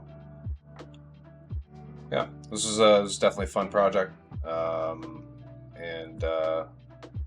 Man, I gotta figure out what I want to paint next. I have a handful of things. I'll have to put up a post on my socials. I've been talking about putting one up for folks to vote on for a while now. And now that these are finished, I definitely need to. Got a handful of mechs. I've got a Bounty Hunter Marauder 2 that I'm working on. I got a Dola. Just got a vibro blade in his hand. It's got a Viper basically with its leg cut off at his feet. That's pretty sweet. I'd like to paint that. Also got a lot of buildings. Lots of buildings. Wouldn't mind painting some buildings on stream. Because then I'll have more buildings to play with. Well, thanks for the compliment there, Wizard Germ. I think they look great as well. I think that's about all we need to do here, folks. I'm going to close this stream out. Thank you very much for hanging out with me this evening. It was a bit of a low-key stream. Long week for me. Got another long couple weeks of work coming up for me until Canadian Thanksgiving. Then I'll have a bit of a little bit of downtime, and things should kind of level out a little bit. So, but yeah, I will see you folks next weekend. I'll be here at the regular scheduled time of 7 Central, 7 to 11. We are closing out like 20 minutes early here, but we are done. Nothing else I can paint in 20 minutes here. So you folks have a fantastic evening. Enjoy the rest of your weekend. Have a good week. Don't let Monday get you down. Don't let the terrible Tuesdays get you. Have a wonderful Wednesday. So on and so forth. And I'll see you here next week. My name is Zach. You've been watching Arclight's Happy Little Painting Session. This was Green Stream Part 3. Finito. Bid you adieu, folks.